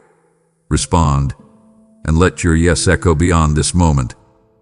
And after you have spoken your yes, do not linger at the threshold. An open door is not given for observation, but for movement. Your declaration has already shifted the atmosphere around you. Now your focus must shift within you. Because when you step through in faith, I begin to speak with greater clarity. So steady your heart and clear the noise, for what follows requires your full attention. My child, I am calling you to pay attention, for the time is short and my spirit is moving swiftly in this very moment. Stop what you are doing. Put aside the distraction that is in your hand. Quiet your mind. Listen to my voice. I am speaking directly to you, right now, in this room, in this exact situation. You have felt a shifting in the atmosphere, a sense of restlessness that you cannot explain. That is me. I am knocking on the door of your heart because we are entering a critical window of time. I want you to understand the spiritual significance of these next 27 minutes. Do not look at the clock on the wall. Look at the clock in your spirit. This 27 minutes is a metaphor for a divine grace period that I have opened specifically for you. It is a window of opportunity that is wide open, but you must understand that windows do not stay open forever. I am not telling you this to frighten you. This is not a moment for fear. It is a moment for acute spiritual awakening and readiness. I need you to be alert. I need you to be present. Too often, you walk through your days in a fog, worrying about tomorrow or regretting yesterday, and you miss the miracle of now. Wake up, my beloved. Shake off the heaviness that has settled on your shoulders. I see the way you have been living lately. I see the exhaustion in your eyes when you look in the mirror. I see the way you sigh when you look at your bank account, and I hear the silent arguments you have in your head about your family. You have been sleepwalking through your pain, hoping things will just get better on their own. I am telling you, things change when you move. The door to your breakthrough is currently wide open. I have unlocked it. I have greased the hinges so it will swing open easily for you. But you are standing in the hallway, hesitating. My spirit is grieving over your hesitation. Now is the time to step forward in faith. Why do you wait? Why do you doubt my goodness? I have prepared a table for you in the presence of your enemies, but you must come and sit down. I love you too much to let you miss this. That is why I am disturbing your comfort. That is why I am shaking you from your spiritual slumber. I am shaking you because if you stay asleep, you will stay stuck. You have been asking me for a sign. You have been praying for a change in your job, for peace in your home, for healing in your body. This is your sign. This urgency you feel is my hand on your back, pushing you gently, but firmly forward. Do not mistake this feeling for anxiety. Anxiety paralyzes you. My urgency mobilizes you. I am calling you to action. Breathe in my presence right now. Feel my love wrapping around you, securing you, empowering you. You are safe with me, but you cannot stay where you are. The world tells you to wait, to be cautious, to analyze every detail until you talk yourself out of your blessing. I command you to stop overthinking. I invite you to trust me. The door is open. The light is pouring through. Can you see it? Can you feel the warmth of a new season touching your face? I have set this time apart just for you. Do not let the phone call, the text message, or the demand of others steal these minutes from you. Focus on me. Look at me. I am the author and the finisher of your faith, and I am writing a new chapter right now. But you must hold the pen with me. You must agree with me. I see the fear that tries to creep into your throat. I see the thought that says, I'm not ready. I declare over you, you are ready because I am with you. You are strong because I am your strength. Do not let this moment pass you by. The clock is ticking, not to threaten you, but to remind you that your destiny is waiting. Step forward, my child. Step forward into the light. I am here. I am waiting. Come to me now. My child, I want you to look closely at what is happening in your life right now.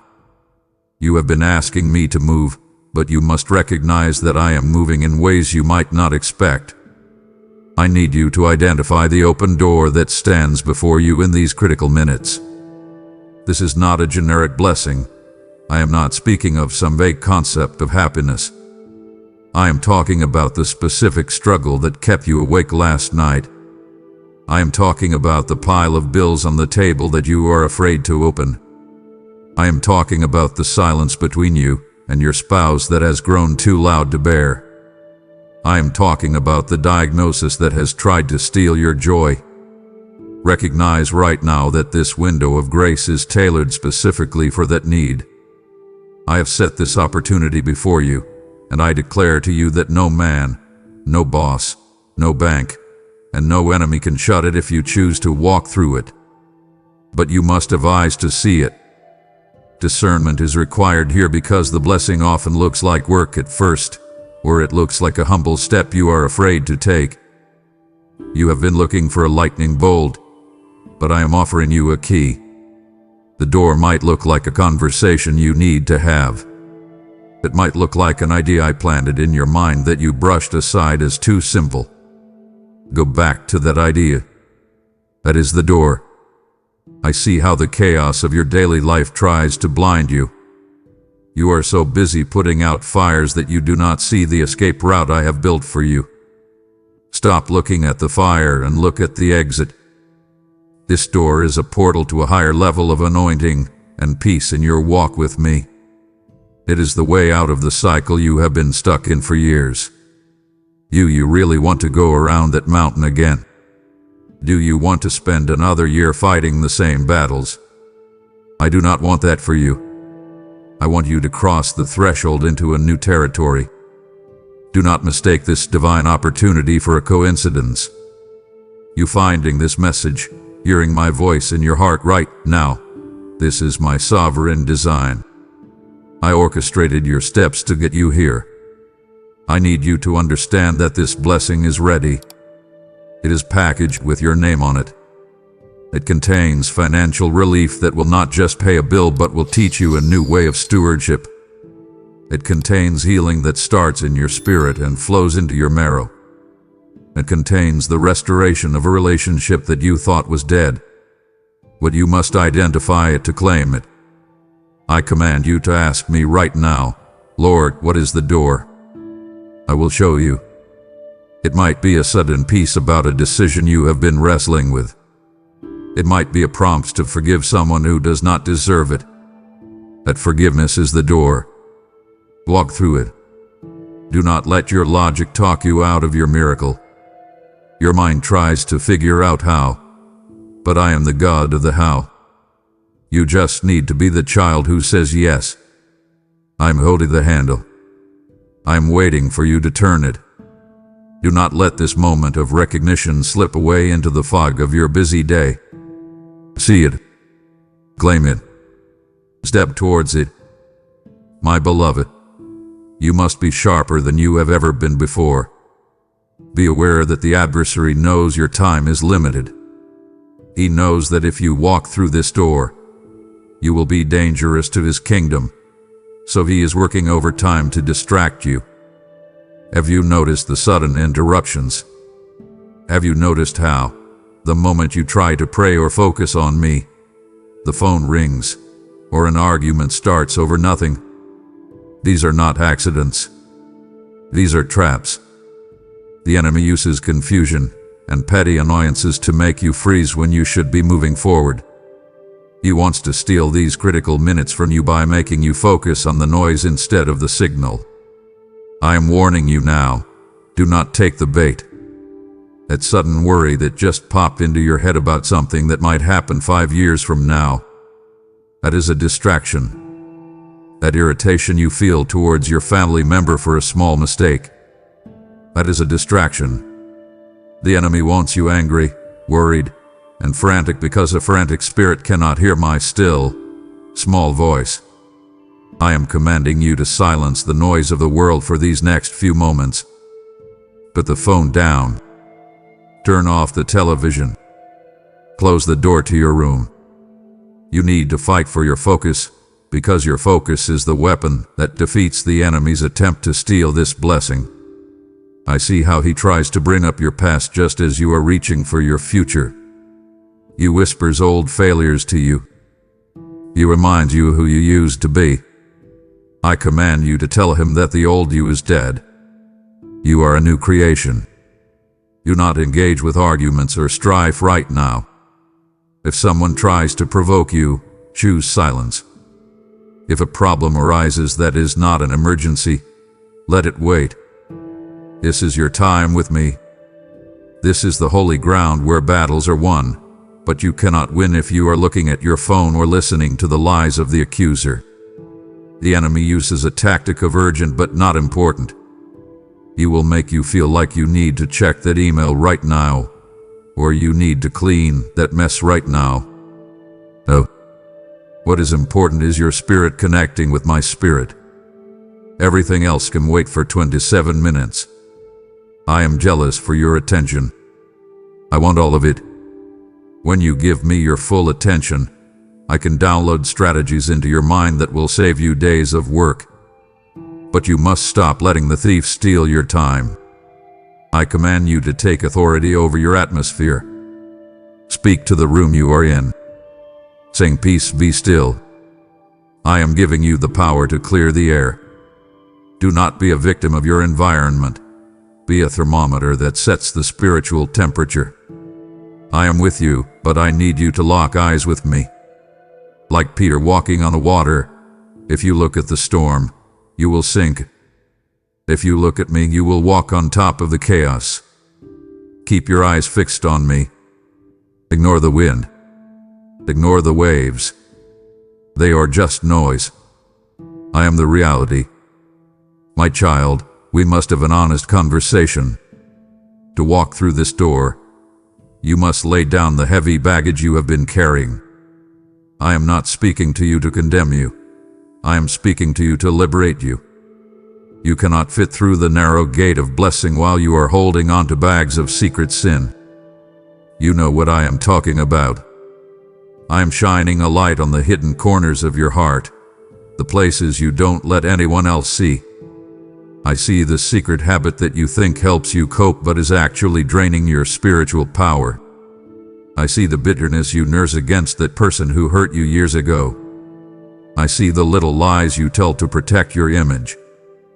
Pride is a barrier that makes you too wide to fit through the door. You have been trying to justify your actions, telling yourself it's not that big of a deal or everyone does it. But I have called you to be different. I have called you to be holy because I'm holy. This hidden weight is slowing you down. It is a chain around your ankle that keeps you running in circles. I want to break that chain right now, but you must be the one to hand it over. You must confess your faults to me now, in the quiet of your heart. Do not be afraid of my judgment, and my judgment was poured out on the cross. What I have for you now is washing. I have a river of mercy flowing right here, right now. All you have to do is step into it. Say to me, Lord, I am sorry. I have been holding on to this anger. I have been relying on this crutch. The moment you speak the truth, the power of the enemy is broken. A pure heart perceives the kingdom. A cluttered heart misses the deadline because it is too busy hiding. I see you trembling. I see the shame that tries to tell you that you are too dirty to be blessed. That is a lie. My blood is stronger than your stain. My mercy is new this morning, specifically for you. But you must accept it to be unburdened. You have to drop the rock you are carrying. Imagine yourself physically taking that heavy burden off your back and laying it at my feet. Feel the lightness return to your shoulders. Feel the breath return to your lungs. I command you to let go of the need to be right. Let go of the need for revenge. Let go of the temporary pleasure that leaves you feeling empty. I have something better. I have the bread of life that truly satisfies. Do not trade your birthright for a bowl of soup. Do not trade this eternal breakthrough for a momentary lapse in judgment. I am washing you down. I am making you white as snow. Receive it. Wadal. You are my child, and you are clean. My precious one, you are tired. I feel the exhaustion deep in your bones. You have been fighting so hard, trying to force this door open with your own strength, and it has wearied you. You have been trying to fix your finances with your own calculator, trying to fix your family with your own arguments, trying to heal your heart with your own logic. It is not working. Stop fighting me. Surrender is not giving up. Surrender is handing the battle over to the General of Heaven. It is the smartest move you can make. I am inviting you to drop your plans, your timelines, and your demands at my feet right now. You have a grip so tight on your life that your knuckles are white. You are afraid that if you let go, everything will fall apart. My child, I am the one holding the universe together. I think I can handle your problems. I can do in a moment of surrender what you could not do in a lifetime of striving. But I cannot drive the car if you will not take your hands off the steering wheel. Lvova, let me take the lead. The key to the door is in the posture of kneeling, not standing in arrogance. I want you to humble yourself. I want you to say, not my will, but yours be done. When you say those words and truly mean them, you unlock a supernatural acceleration. You are clearing the blockage. You are saying, Lord, do it your way. My way might look different than what you planned. My way might involve waiting another day, or it might involve a sudden miracle in the next 10 minutes. Are you willing to trust my timing? I see your anxiety about the outcome. You want guarantees. My guarantee is my character. I am good. I am for you. I love you with an everlasting love. Surrender the need to control the outcome. Trust me with the result. I am commanding you to release the tension in your body. Unclench your jaw. Drop your shoulders. Breathe out the stress and breathe in my peace. This is an act of spiritual warfare. When you rest, you show the enemy that you trust your Father. You have been carrying the weight of the world, a weight I never asked you to carry. Give it to me. Give me the worry about your children. Give me the fear about your job. Give me the uncertainty of the future. I am big enough to hold it all. I am calling you to a place of rest. Labor to enter into my rest. It sounds contradictory, but it takes effort to stop striving. Make the decision right now. I surrender. I trust God. Watch how the atmosphere shifts. Watch how the door swings open when you stop pushing and start trusting. My child, I am in the middle of performing a spiritual surgery on your heart right now. To leave this conversation now would be to walk out of the operating room with your wound still open. It grieves my spirit to see you come so close to the breakthrough and then let a distraction pull you away. Do not break my heart by choosing the noise of the world over the healing of your Father. I have so much more to give you, but you must stay to receive it. We are just getting started. Stay with me. My child, I hear the voice that whispers to you in the dark. I hear the spirit of doubt that creeps in when you are alone. It is a thief. It whispers, "It is too late for you." It whispers, "You have messed up too many times." It whispers, "God does not hear you. You are just talking to the air." I am here to tell you that those are lies from the pit of hell. Doubt is the enemy of your destiny. It is the fog that tries to hide the mountain of my promises. I am commanding you to silence that voice right now. I am reminding you that your worthiness does not come from your perfection. It comes from the blood of the Lamb. You do not earn this blessing by being good enough. You receive it by being my child. Stop looking at your resume and start looking at my cross. Cast down every imagination that exalts itself against the knowledge of my power. Every thought that says I can't must bow the knee to the I am who says you can. You are battling imposter syndrome in your spiritual life. You feel like a fraud. You think if people knew the real you, they wouldn't love you. But I know the real you. I know every thought, every failure, every fear, and I love you intensely. I chose you. I called you. I did not make a mistake when I made you. Remember the miracles I have performed in your past. Look back at your life. Was it not me who provided when you had nothing? Was it not me who protected you when you could have been destroyed? Use your memory as a weapon against your doubt. If I did it before, I will do it again. Double-mindedness will cause you to stumble on the threshold of this open door. You cannot have one foot in faith and one foot in fear. You must decide. Choose to believe me even when your emotions are screaming the opposite. Emotions are like the weather. They change. My word is like a rock. It never moves. Stand firm on my promises. For I am not a man that I should lie.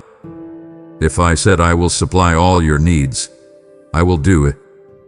If I said I am your healer, I am he. I command you to speak to your doubt. Open your mouth and say, I believe. Faith comes by hearing. Hear your own voice declaring my truth. Do not let the enemy bully you into silence. You are a warrior. You have the mind of Christ. Rebuking the doubt is not just a thought process. It is a spiritual command. Tell the doubt to leave. It has no place in your mind. Fill that space with my praise. I am building a fortress of faith in you right now. You are stronger than you think. You are more ready than you feel. Trust me. My child, we have arrived at a difficult threshold. To walk through this door of blessing, we must address the chain that is wrapped tightly around your ankle. That chain is unforgiveness. I see the person who comes to your mind instantly. I see the face of the one who betrayed you, the parent who was not there when you needed them, the friend who spoke ill of you behind your back, or perhaps the partner who broke your heart. You have justified your anger for a long time. You have told yourself that your anger is your protection, a shield that keeps you from getting hurt again. But I am telling you now, that shield has become a cage. Unforgiveness acts as a heavy chain that tethers you away from the door of blessing. You can see the door, you can pray for the door, but you cannot reach the door because you are tied to the past by the knot of your own resentment. You must release those who have hurt you, just as I have released you. This is not a suggestion. It is a spiritual necessity.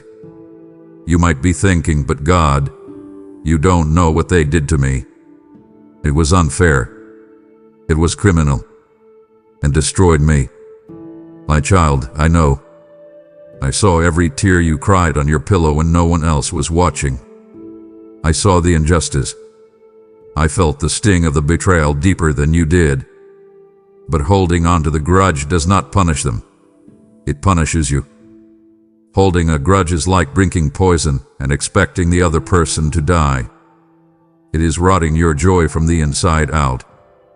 It is holding the door of your future shut with your own hands. Forgiveness is a command, and obedience to this command unlocks the supernatural. I am not asking you to feel good about what happened. I am not asking you to say what they did was right. I am asking you to evict them from the rent-free space they occupy in your head. Every time you replay the argument in the shower, every time you fantasize about your vindication, you are giving them power over your present moment. You are letting a ghost from the past dictate your future. Stop it. Let go of the bitterness now. Do not carry that poison into your new season. You cannot handle the weight of this new blessing if your hands are full of old grievances. I will handle the justice. You must handle the loving and the releasing. Vengeance is mine, says the Lord. When you try to take revenge, even if it is just silent, passive-aggressive revenge, you are stepping into my seat. You are not qualified for that seat. You do not see the whole picture. Step down. Let me be the judge, and you be the child. I command you to speak their name right now, in this room. Say it out loud. Say, I forgive you. I release you. You owe me nothing. Feel the resistance in your throat. Push through it. That resistance is the enemy trying to keep you chained. Break it. This is the key that turns the lock. The moment you release that debt, I release my floodgates. You have blocked your own financial breakthrough and your own healing with the debris of offense. Clear the debris. Let the river flow. I am offering you a trade. Give me your anger, and I will give you my peace. Give me your right to be offended, and I will give you the right to be blessed. It is time to travel light. Drop the baggage. Walk through. My beloved, I want to talk to you about the posture of your heart. I have watched you try to keep it all together. I have watched you pray polite, dignified prayers, using the right words, keeping your voice steady, acting as if everything is fine. But everything is not fine, is it? You are drowning, and you are trying to swim with a smile on your face. I am telling you right now, stop the performance. I respond to the cry of the desperate heart. I am not looking for a polished speech. I am looking for raw honesty. I am looking for the spirit of blind Bartimaeus, who sat by the roadside and heard I was passing by. He did not care what the crowd thought. He did not care that they told him to be quiet. He screamed, "Son of David, have mercy on me." He got his miracle because he was willing to look undignified to get it. Do not be dignified in your prayer right now. Pour out your soul like water. I want the ugly cry. I want the words that get stuck in your throat. I want you to tell me exactly how much it hurts, how scared you are, how tired you are of fighting this battle alone. I can handle your honesty. I am not fragile. Your tears are liquid prayers that I collect in my bottle. They are precious to me. They speak a language that is deeper than English or any tongue of man. They speak the language of total dependence. Desperation signifies that you know I am your only hope and source.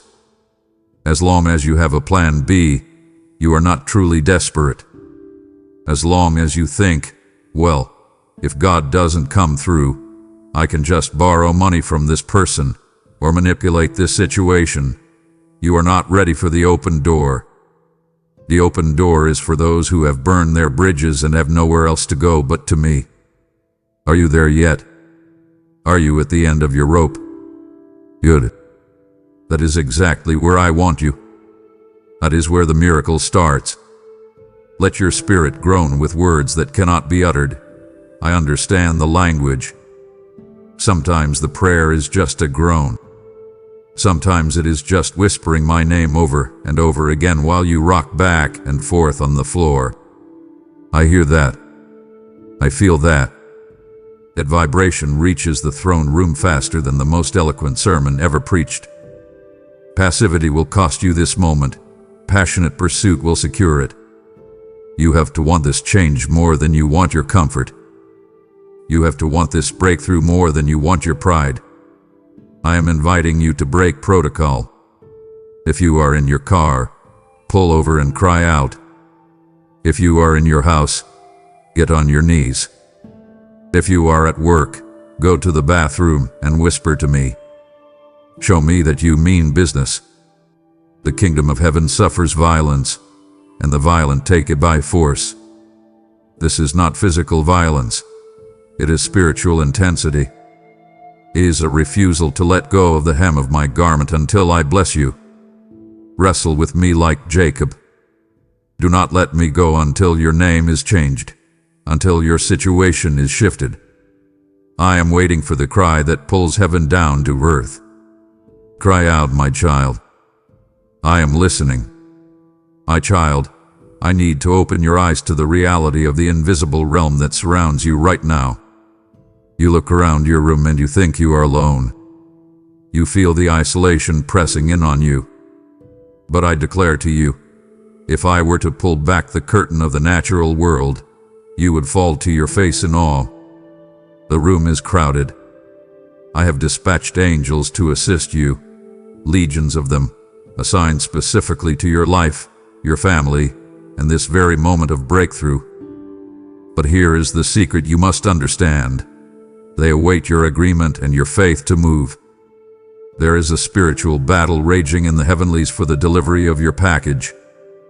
Just as the prince of Persia withstood the angel coming to Daniel, there are forces of darkness trying to intercept your answer. They are trying to delay the contract, blot the phone call, hold back the funds, and confuse the doctors. But the angels I have sent are mighty warriors. They are not chubby cherubs with harps. They are soldiers with swords drawn. However, they respond to the word of God. When you speak my word, you put a sword in their hand. When you speak doubt and fear, you disarm them. Your words of faith give strength to the angelic hosts fighting on your behalf. Every time you say, "My God shall supply all my needs," an angel is energized to go and fetch that provision. Every time you say, "No weapon formed against me shall prosper," an angel stands guard at your door. But listen to me carefully. Do not speak negatively, for it hinders the work of the messengers I have sent. When you say, "I'm never going to get out of debt," or "the sickness will kill me," you are fighting against your own army. You are canceling their assignment with your own mouth. Zip your lips if you cannot speak life. Do not sabotage the rescue mission I have launched. Visualize the heavenly support that surrounds you, outnumbering the enemy. I want you to close your eyes for a second. Imagine tall, warring angels standing in the four corners of your room. Imagine them standing guard around your children while they sleep. Imagine them walking into that meeting before you do to clear the atmosphere. They are there. They are ministering spirits sent to serve those who will inherit salvation. That is you. You are the VIP they are protecting. Act like it.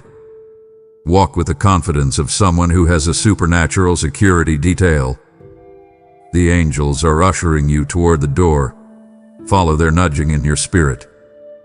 That sudden thought to take a different route home. That was an angel. That urge to call a specific person. That was an angel pushing you toward a connection. That hesitation you felt before signing that paper. That was an angel blocking a bad decision. Pay attention. I am coordinating a complex movement to get you to your destiny, and I am using my messengers to do it. Tune into their nudges. They are the ushers leading you to your seat of honor. Do not ignore the gentle push. Trust the unseen help I have provided. You are not fighting alone. There are more with us than there are within. My child, this conversation is about to go deep. We are not just talking about your bad week. We are talking about your bloodline. I want you to look at the patterns in your family. Look at your father, your mother, your grandparents. Do you see the cycle? Do you see the trail of broken marriages? Do you see the history of addiction that runs like a dark river through your genealogy? Do you see the poverty that seems to plague every generation, no matter how hard they work? That is not a coincidence. That is a spiritual stronghold. But hear me clearly, this blessing is not just for you. It is to break chains for your children's children. The door closing soon is a chance to sever the cycle of poverty and addiction forever. You are the cycle breaker. You are the one I have chosen to stand on the wall and say, it stops here.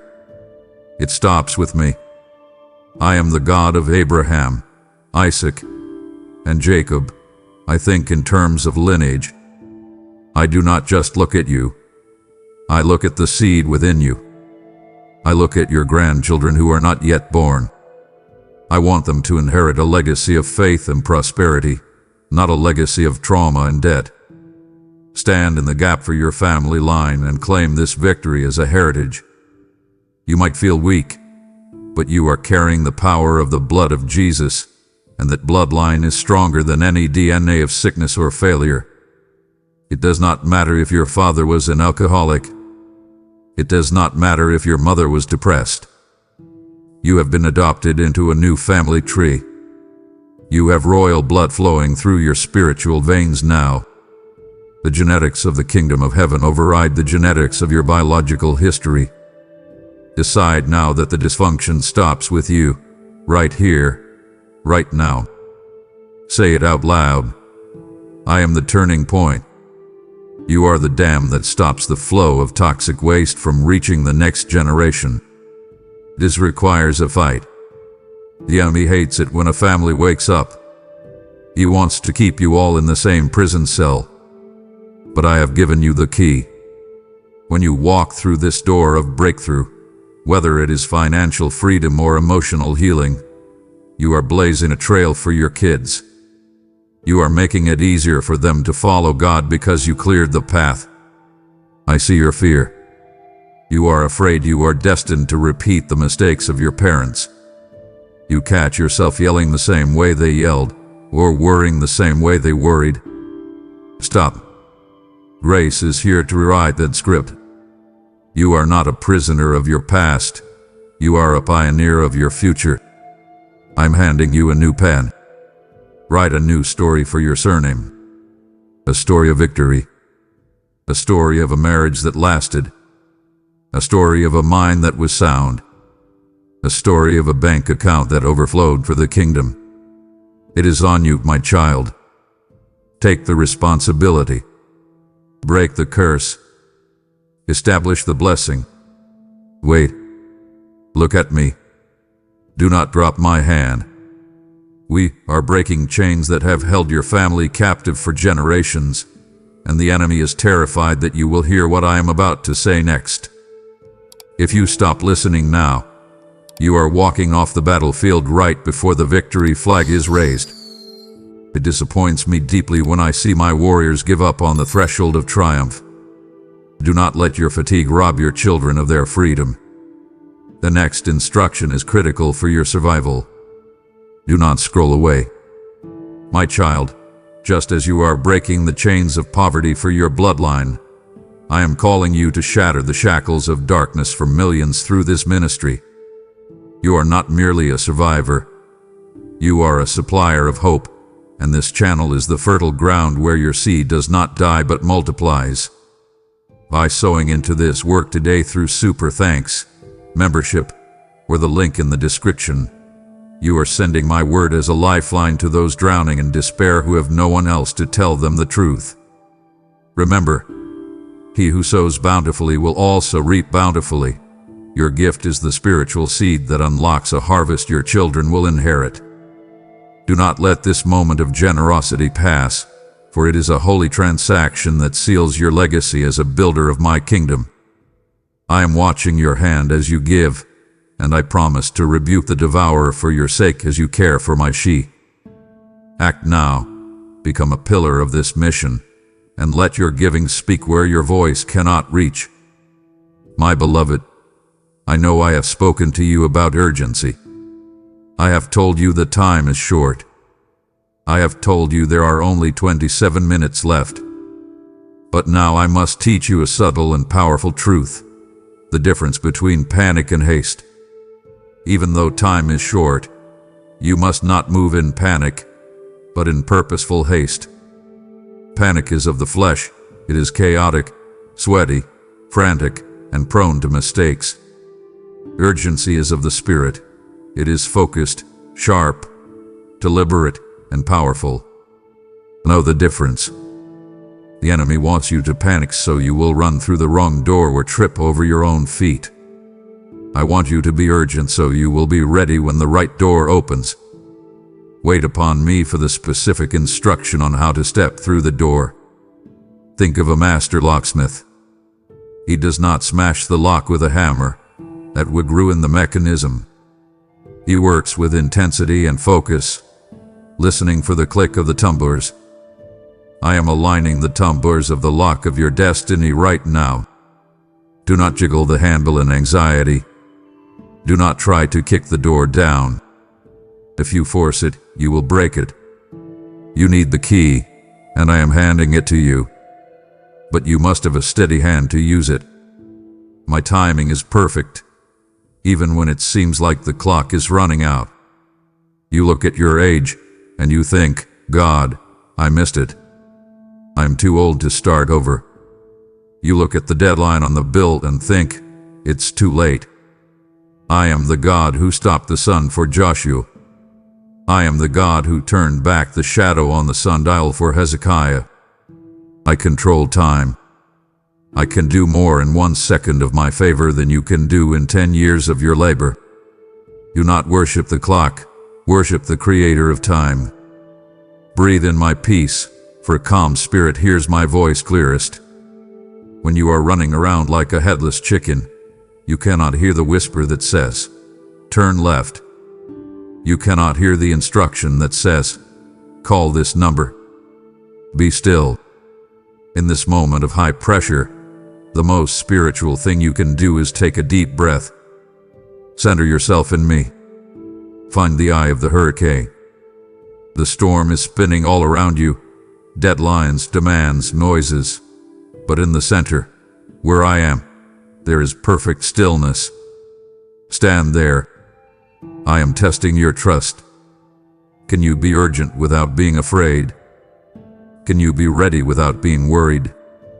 This is the maturity I am growing in you. I want you to be like a sprinter in the blocks, muscles tense, eyes forward, ready to explode into action, but completely still until the gun goes off. The gun is about to go off. Do not false start. Wait for my signal. And when I say go, run with everything you have. But until then, breathe. Trust. I have not forgotten you. I am right here, counting the seconds with you, and I will not let you be late. My child, I am calling you to do something that feels counterintuitive right now. I am asking you to praise me. I know what you are thinking. You are looking at your circumstances, at the wreckage of your plans, at the emptiness of your bank account, and you are saying, Lord, how can I praise you in this mess? I don't feel like praising. I understand. That is exactly why it is called a sacrifice of praise. It costs you something. It is easy to praise me when the sun is shining and the bills are paid. It is easy to lift your hands when the doctor gives you a clean bill of health. But real faith, the kind of faith that moves mountains and opens supernatural doors, is the praise that comes from the pit. It is the song you sing in the prison cell at midnight, just like Paul and Silas. I want you to praise me before you see the result. That is the highest form of faith. You have been waiting to see the change before you give me the glory, but I operate in the opposite direction. You give me the glory, and then you see the change. The walls of Jericho were thick, fortified, and impossible to move. But they did not fall because of a battering ram. They fell after a shout. Your shout is the battering ram. I am commanding you to open your mouth right now. Do not just think it, speak it. Say, thank you, Lord. Let the sound of gratitude fill the room where you are sitting. Do you realize what happens when you praise me in the middle of a storm? You confuse the enemy. The adversary expects you to crumble. He expects you to cry, to complain, to call your friends and vent about how unfair life is. When you lift your hands and thank me instead, the enemy does not know what to do with you. You become dangerous to the kingdom of darkness. Praise shifts the atmosphere of your home instantly. It chases away the heavy spirit of depression that has been hovering over your living room. It breaks the tension that has been suffocating your marriage. I want you to thank me specifically for the closed doors of the past. You have been mourning them, but I closed them to protect you. I closed that relationship because it would have destroyed your destiny. I closed that job opportunity because I have something better that fits your calling. Thank me for the rejection, for it was my redirection. Lift your hands as a sign of receiving what is about to be poured out. An open hand signifies surrender and readiness to receive. You cannot catch the blessing if your fists are clenched in anger or fear. Let your mouth be filled with thanksgiving, leaving no room for complaint. You cannot speak death and life at the same time. You cannot complain about your problem and praise me for the solution in the same breath. Choose your report. I am inviting you to stand in the wreckage and prophesy the rebuilding. Praise me for the provision that is on the way. Praise me for the healing that is manifesting in your cells right now. When you praise, you are building a landing strip for the miracle I am sending. Do not wait for the feeling. The feeling will follow the action. Open your mouth, raise your voice, and let the roar of praise break the silence of your struggle. My beloved, the world around you is screaming. From the moment you wake up, you are bombarded with noise. The notifications on your phone, the demands of your job, the traffic outside your window, the chatter of the news. It is a constant roar designed to drown me out. I am speaking directions to you right now, but the frequency of the world is jamming the signal. You have been asking, God, why are you silent? I am not silent. You are just too loud. I need you to hush your soul. I need you to create a vacuum of silence so that my whisper can be heard. The instruction I have for you is not usually a thunderclap. It is a nudge. It is a thought that flashes across your mind that feels like peace. It might be a whisper to call someone you haven't spoken to in years. It might be a prompt to take a different route to work. It might be a sudden urge to give a specific amount of money to a stranger. These seem like small, insignificant things, but in my kingdom, the small instruction unlocks the giant miracle. Naaman almost missed his healing because the instruction to wash in the river seemed too simple, too small. Do not despise the small voice. Obedience to the small instruction is the key that turns the lock. You are waiting for a burning bush, but I am giving you a gentle breeze. I am testing your sensitivity. My sheep know my voice, and a stranger they will not follow. You know what my voice sounds like. It sounds like love. It sounds like truth. It sounds like a solution that brings peace, even if it requires courage. The enemy's voice sounds like panic. It sounds like hurry up or you'll miss it. It sounds like accusation. Learn to distinguish the difference right now. I command you to tune your spiritual ears to the frequency of heaven right this second. Close your eyes, block out the visual distractions. What is the recurring thought that has been pressing on your heart lately? That thing you keep pushing away because it's inconvenient. That is me. I am trying to guide you around a pitfall. I am trying to position you for a blessing. But you must listen, and you must obey quickly. Delayed obedience is disobedient. If I tell you to move, move. If I tell you to stay, stay. Ignore the roaring lion seeking to devour. Listen to the shepherd seeking to save. The enemy roars to instill fear, to make you run in the wrong direction. He wants you to make decisions based on what you see on the news or what you see in your bank account. I want you to make decisions based on what you hear in the secret place. There is a specific strategy for your debt, for your family, for your health. I have the blueprint. It is right here. But you must get quiet enough to download it. Stop talking. Stop explaining. Stop rationalizing. Just listen. The solution is in the silence. My child, we must address the area where you hold on the tightest, your resources. You are standing at the door of a financial breakthrough, but you are holding the handle with a clenched fist. I want to talk to you about the covenant of giving. This is not about me needing your money.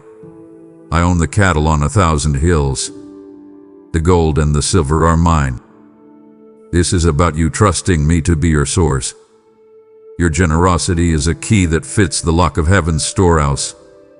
When you hold back, you stop the flow.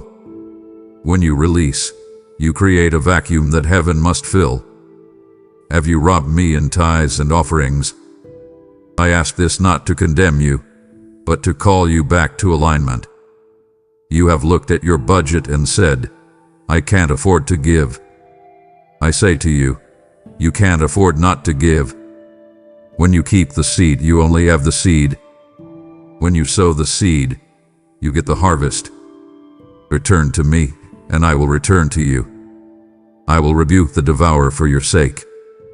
That unexpected car repair, that medical bill, that is the devourer eating the seed you refuse to sow. Close the door on him by opening your hand to me. Giving is an act of trust that declares I am your provider, not your job. Your employer is just a resource. I am the source. When you give, you are breaking the spirit of mammon that tries to rule your life. You are saying, money, you are not my master. God is my master. I challenge you to sow a seed of faith in these final minutes to seal your expectation. It does not matter the amount. It matters the sacrifice. It matters that it costs you something. It matters that you do it in faith, believing that I am a rewarder of those who diligently seek me. The measure you use to give is the measure I will use to bless you. If you give with a teaspoon, do not expect a bucket of overflow. If you give with a shovel, prepare your barns. I want to overwhelm you with my goodness. I want to bless you so that you can be a blessing to nations. But I cannot trust you with millions if I cannot trust you with the $10 in your pocket. Pass the test of stewardship. Show me that your heart is open. Open your hands to give, so that they are empty and ready to receive. You cannot receive the new thing I have for you if your hands are clutching the old thing. Release it. Let it go. Watch what I do. I dare you to test me in this. See if I will not open the windows of heaven and pour out a blessing so great that you will not have room enough to receive it. This is a covenant. I keep my promises. Do you trust me enough to let go of the security blanket of your savings and trust in the security of my kingdom? So now, the ground is fertile. The rain is coming. My precious one, you cannot walk into a new future while looking backward at your failures. I see you constantly checking the rearview mirror of your life. You are replaying the scenes of what you did wrong, the opportunities you missed, the relationships that failed. You are living in a museum of your own history, dusting off old regrets and staring at them. I am commanding you to walk out of that museum. Lock the door. Draw with the key. You cannot change what happened, but you can destroy your future by obsessing over it. Lot's wife looked back and was lost. Do not mourn what you are leaving behind. He turned into a pillar of salt, stuck, frozen, lifeless. That is what happens to your spirit when you pine for the good old days or dwell on the bad old days. You become stagnant. I am calling you to movement. The old season is dead. Let the dead bury the dead. The new season is alive and waiting for you. It is vibrant. It is fresh. But it requires your full attention. I am doing a new thing. Can you not perceive it? I am making a way in the wilderness and streams in the wasteland. But you cannot see the stream if you are staring at the dried-up well of yesterday. You are grieving over a closed door while I am standing in front of you holding a key to a palace. Wake up. Shift your focus. Release the regret of what could have been and embrace what will be. What could have been is a fantasy. It is a lie the enemy uses to torment you. What will be is a promise I have spoken over you. Your past does not define you. My promise defines you. You are not the divorcee. You are not the addict. You are not the failure. You are the righteousness of God in Christ Jesus. You are my masterpiece. Stop identifying yourself by your scars and start identifying yourself by your Savior. I have washed you. I have forgiven you. I have forgotten your sins. Why do you keep remembering them? If the Creator of the universe has cast your sins into the sea of forgetfulness, who are you to go fishing for them? Leave the baggage at the cross. It is too heavy for you to carry into this next level. You are going up the mountain, and you need to travel light. Forgive yourself. That is often the hardest part. Say, I forgive myself for not knowing better. I forgive myself for the time I wasted. I am redeeming the time. I will restore the years the locusts have eaten. You have not lost as much as you think. I am the God of restoration. I can take the remaining years of your life and make them more fruitful than all the former years combined. Turn around. Face forward. Step out. Do not disconnect. You are standing on holy ground. I am revealing the blueprints of your future, and to turn your back on me now is to act like Lot's wife, longing for the destruction you just left behind. It hurts me to see you treat my presence as something common that can be paused or skipped. I am pouring out my spirit. Do not put up an umbrella of indifference. I am not finished with you yet. and the blessing I am about to release requires your full attention. Honor me with your time, and I will honor you with my power. Keep listening. My warrior, listen to me. You are not going on a picnic. You are crossing a battlefield to get to the door of your blessing. The enemy is not going to roll out a red carpet for you. He is going to fire every arrow he has to stop you. That is why I have provided you with armor. It is not decorative. It is essential survival gear. Put on the full armor of God right now. Do not leave any part of your spirit exposed. Put on the helmet of salvation to protect your mind. The battle is won or lost in your mind. The enemy shoots thoughts at you. You're going to fail. You have cancer. Your kids are in trouble. These are fiery darts. The helmet bounces them off. You must cover your thoughts with the truth that you are saved. You are mine, and your mind belongs to Christ. When a negative thought comes, it hits the helmet and falls to the ground. Do not take the helmet off by agreeing with the lies. Take up the shield of faith. This is your mobile protection. When the enemy launches a volley of fear, you raise the shield. You say, I trust God. That faith extinguishes the fire and puts out the panic. The shield must be held up. It is an active defense. You cannot be passive. You have to actively choose to believe me every single time a lie comes your way. It's too late. No, shield up. I'm on time. I'm too weak. No, shield up. I can do all things through Christ. Gird your loins with truth. Be honest with yourself and with me. The belt holds everything else together. If you are living a lie or hiding in deception, your armor falls apart. Stand in the truth of who I am and who you are. Shod your feet with the preparation of the gospel of peace. You need traction. The ground is slippery with the mess of the world. Peace gives you the grit to stand firm when others are sliding. Walk in peace, not in strife. Strife makes you slip. Peace makes you stand. Finally, wield the sword of the Spirit, which is my word. This is your offensive weapon. You cannot fight a spiritual battle with physical logic. You must fight it with it is written. When the enemy attacks your finances, do not check your calculator. Quote my promise.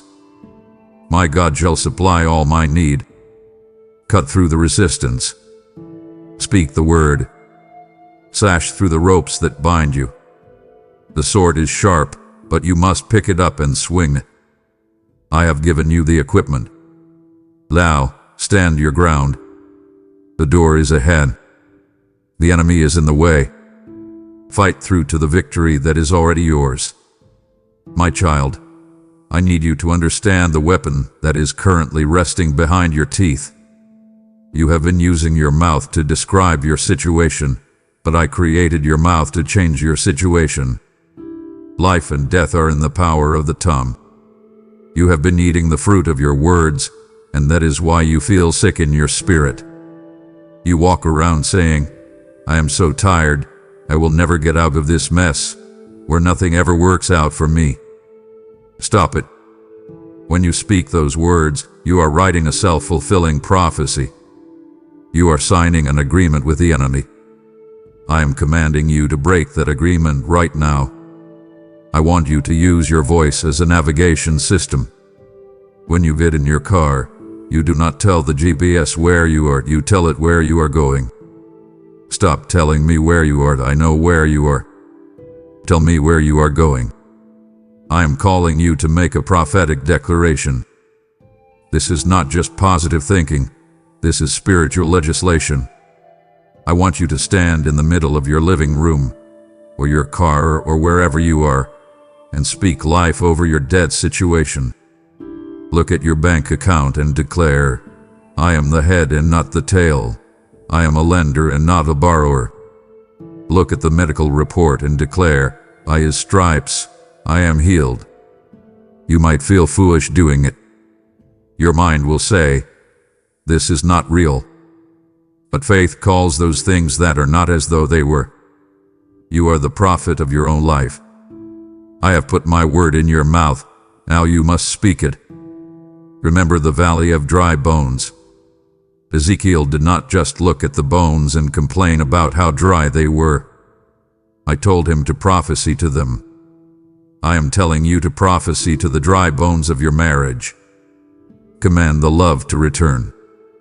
Prophesy to the dry bones of your career. Command the opportunities to open up. Do not agree with the diagnosis, the statistic, or the opinion of man. Agree with my report. My report says you are more than a conqueror. My report says I have plans to prosper you. Whose report will you believe? Your words act as the rudder of your ship. If you keep talking about the storm, you steer into the storm.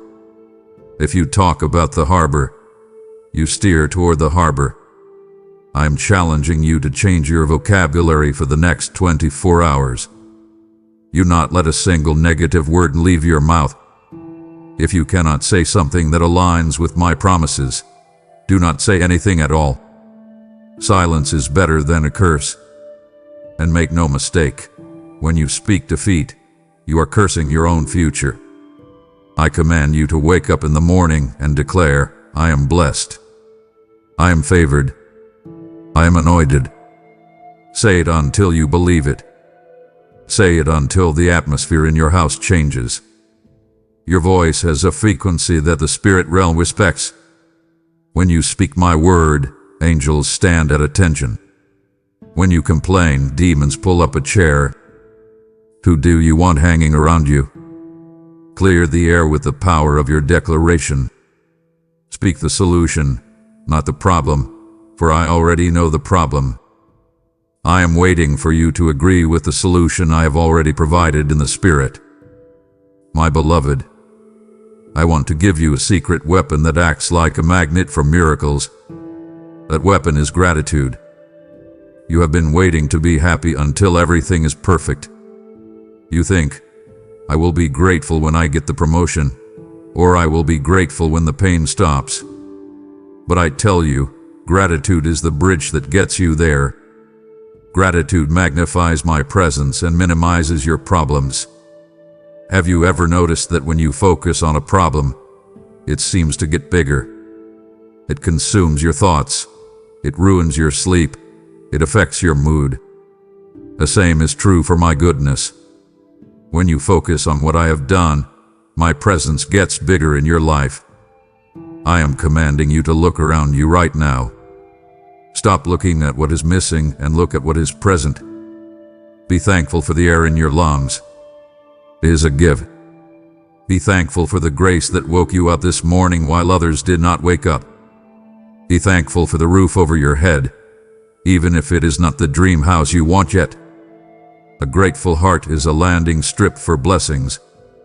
Ungratefulness, on the other hand, dries up the anointing.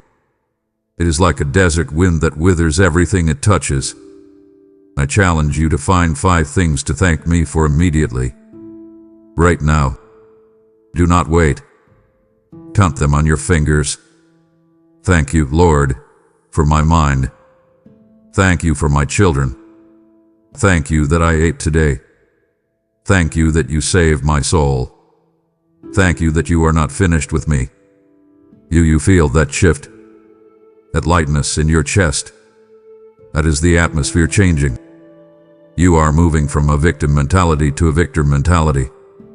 Ingratitude is a form of spiritual blindness.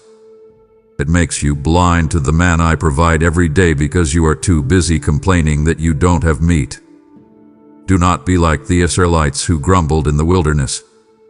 Their grumbling kept them circling the same mountain for 40 years.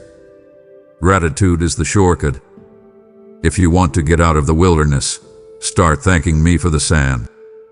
Start thanking me for the fire by night and the cloud by day. Enter my gates with thanksgiving and into my courts with praise. You cannot get close to me with a sour attitude. I am attracted to the sound of thanksgiving. It shows me that you trust my heart. It shows me that you believe I am good, even when life is hard.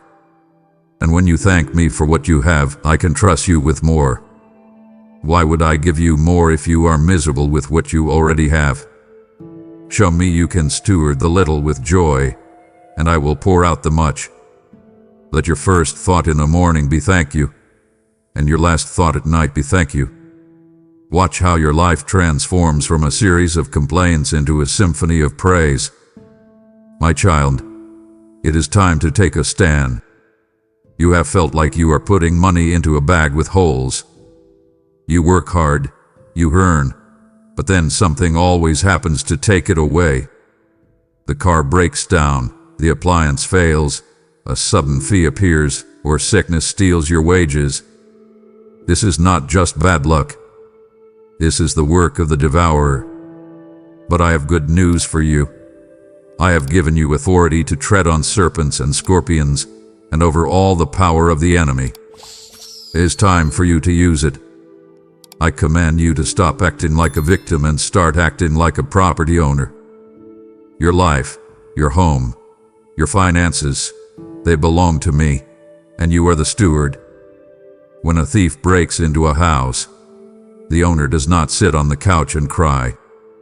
The owner calls the police. The owner defends the property. You have the name of Jesus, which is the highest authority in the universe. Command the devourer to take his hands off your finances and your family. You must speak to the thief. Say, you have no legal right here. Get out. You need to understand the legalities of the spirit realm. The enemy gains access when we agree with him or when we leave the door open through sin or passivity. But when you are walking with me, you have the right to serve him an eviction notice. Plead the blood of Jesus over the doorposts of your life. The blood is like a no trespassing sign that the destroyer cannot cross. But you must apply it. You must say, I cover my bank account with the blood. I cover my children with the blood. I cover my health with the blood. Do not be passive. Passivity is permission. If you do not resist the devil, he will not flee. You have to push back. Stand your ground and tell the thief he must restore sevenfold. That is the law of my kingdom. If he has stolen your peace, command it back. If he has stolen your joy, take it back. If he has stolen your money, demand restoration. You are fighting from a place of victory, not for victory. Jesus already won the war. You are just enforcing the victory. I see how the enemy has tried to attack your mind with worry about provision. That worry is an attack. Rebuking the devourer also means rebuking the spirit of worry. Tell your mind to line up with my word. I am Jehovah Jireh, your provider. I am not struggling to take care of you. The economy of earth does not dictate the economy of heaven. I have a supply that never runs dry. But you must shut the back door where the enemy is stealing from you. Close the door with faith, lock it with the word, and stand guard. The robbery stops today. My beloved, I want you to know the real reason behind all of this. The urgency, the shaking, the open door. It is ultimately about one thing, drawing you closer to my heart. You have been focused on the hand of God, what I can give you, what I can fix, what I can open. But I want you to focus on the face of God. I desire a relationship with you, not just a transaction of blessings. I am not a vending machine where you put in a prayer and get out a miracle. I am your Father. I miss you. I see you running around, busy with your duties, busy with your service, even busy with church. But when was the last time you just sat with me? When was the last time you sat in the quiet, without a list of demands, and just loved me? Come near to me, and I will come near to you. Let this urgency drive you into the secret place of the Most High. I want to whisper secrets to you that cannot be heard in the crowd. I want to strengthen you with my presence. The greatest gift I can give you is not a car, or a spouse, or a check. The greatest gift I can give you is more of myself. When you have me, you have everything. If you have the blesser, you have the blessings. But if you chase the blessings, you might miss the blesser. Do not make an idol out of the breakthrough. Love the giver more than the gift. I am inviting you to a deeper level of intimacy. I want to be the first person you talk to in the morning and the last one you talk to at night. I command you to carve out time for me. Not leftover time. Not the 5 minutes before you fall asleep when you are exhausted. Give me the first fruits of your time. Give me the best part of your day. Meet me in the secret place. Close the door. Turn off the phone. Just be. Be still and know that I am God. In that stillness, I will refill your tank. You have been running on fumes, trying to survive on the prayers of other people. You need your own oil. You need your own fresh encounter. Love me with all your heart, soul, and mind, and all else will be added. That is the promise. Seek first the kingdom and his righteousness. Everything else, the bills, the relationships, the career, is secondary. When you put me first, I put everything else in order. If your life feels chaotic, it is because the order is wrong. Put the king back on the throne of your heart. Let me be the center, not just a consultant you visit when you are in trouble. I want to live life with you, not just rescue you from it. Come close. My arms are open. My beloved, we are entering the Holy of Holies. I have saved the most potent, life-altering truth for these final moments. To walk out on your Father now would be to leave the inheritance sitting on the table. Do not let the devil whisper that you have heard enough. You have not heard the seal of the promise yet. Do not leave me speaking to an empty room. My heart aches for communion with you. Finish the race. The fire is about to fall. We have spoken of the secret place, but now I ask for a public demonstration of your trust in me. True intimacy is proven not just in your prayers, but in what you are willing to release for the sake of my kingdom. This channel is my chosen vessel to pour oil into the wounds of the broken-hearted, and I am inviting you to keep the lamp burning. Support this work right now through Super Thanks, joining as a member, or using the PayPal link provided, and your gift will become a fragrant offering before my throne. I declare that as you take care of my business, I will supernaturally take care of yours, opening doors of provision that no man can shut. Do not hold back the seed when the ground is so rich with my anointing. Give with a cheerful heart, for I love a giver who trusts me more than their gold. Click the button now, partner with heaven, and watch me honor your sacrifice. My child, I must warn you about a trap that is set for your feet. It is a subtle trap, but it is deadly. It is the trap of comparison. I see you scrolling through your phone, looking at the lives of others. You see their highlight reels, their vacations, their new homes, their happy families, and a seed of envy plants itself in your heart. You start to ask, Lord, why them and not me? I have been faithful. I have been praying. Why are they prospering while I am struggling? Do not look at what I am doing in your neighbor's life. Look at your own. Comparison steals the joy of what I am preparing specifically for you. It acts like a thief. You cannot enjoy your own portion because you are too busy looking at someone else's plate. I have a unique blueprint for your life that is unlike anyone else's. You are running a race that has been marked out specifically for you. When you look sideways to see how fast the other runner is going, you stumble. You lose your stride. You slow down. Stay in your lane. Envy rots the bones and closes the spirit to reception. It creates bitterness. You do not know the cost of their oil. You see their glory, but you do not know their story. You do not know the tears they cried or the battles they fought to get where they are. Do not covet what you do not understand, and do not be deceived by appearances. Not everything that glitters is gold. Some of the people you envy are crying themselves to sleep at night. Focus on the truth of your own walk with me. I command you to celebrate others' victories. This is a test of your heart. When you see someone else get blessed, can you genuinely say, "Praise God"? If you can celebrate them, you are sowing seeds for your own harvest. You are telling the spirit realm that you are not threatened by someone else's success because you know my supply is unlimited. Just because I gave to them does not mean I have less for you. I am El Shaddai, the God of more than enough.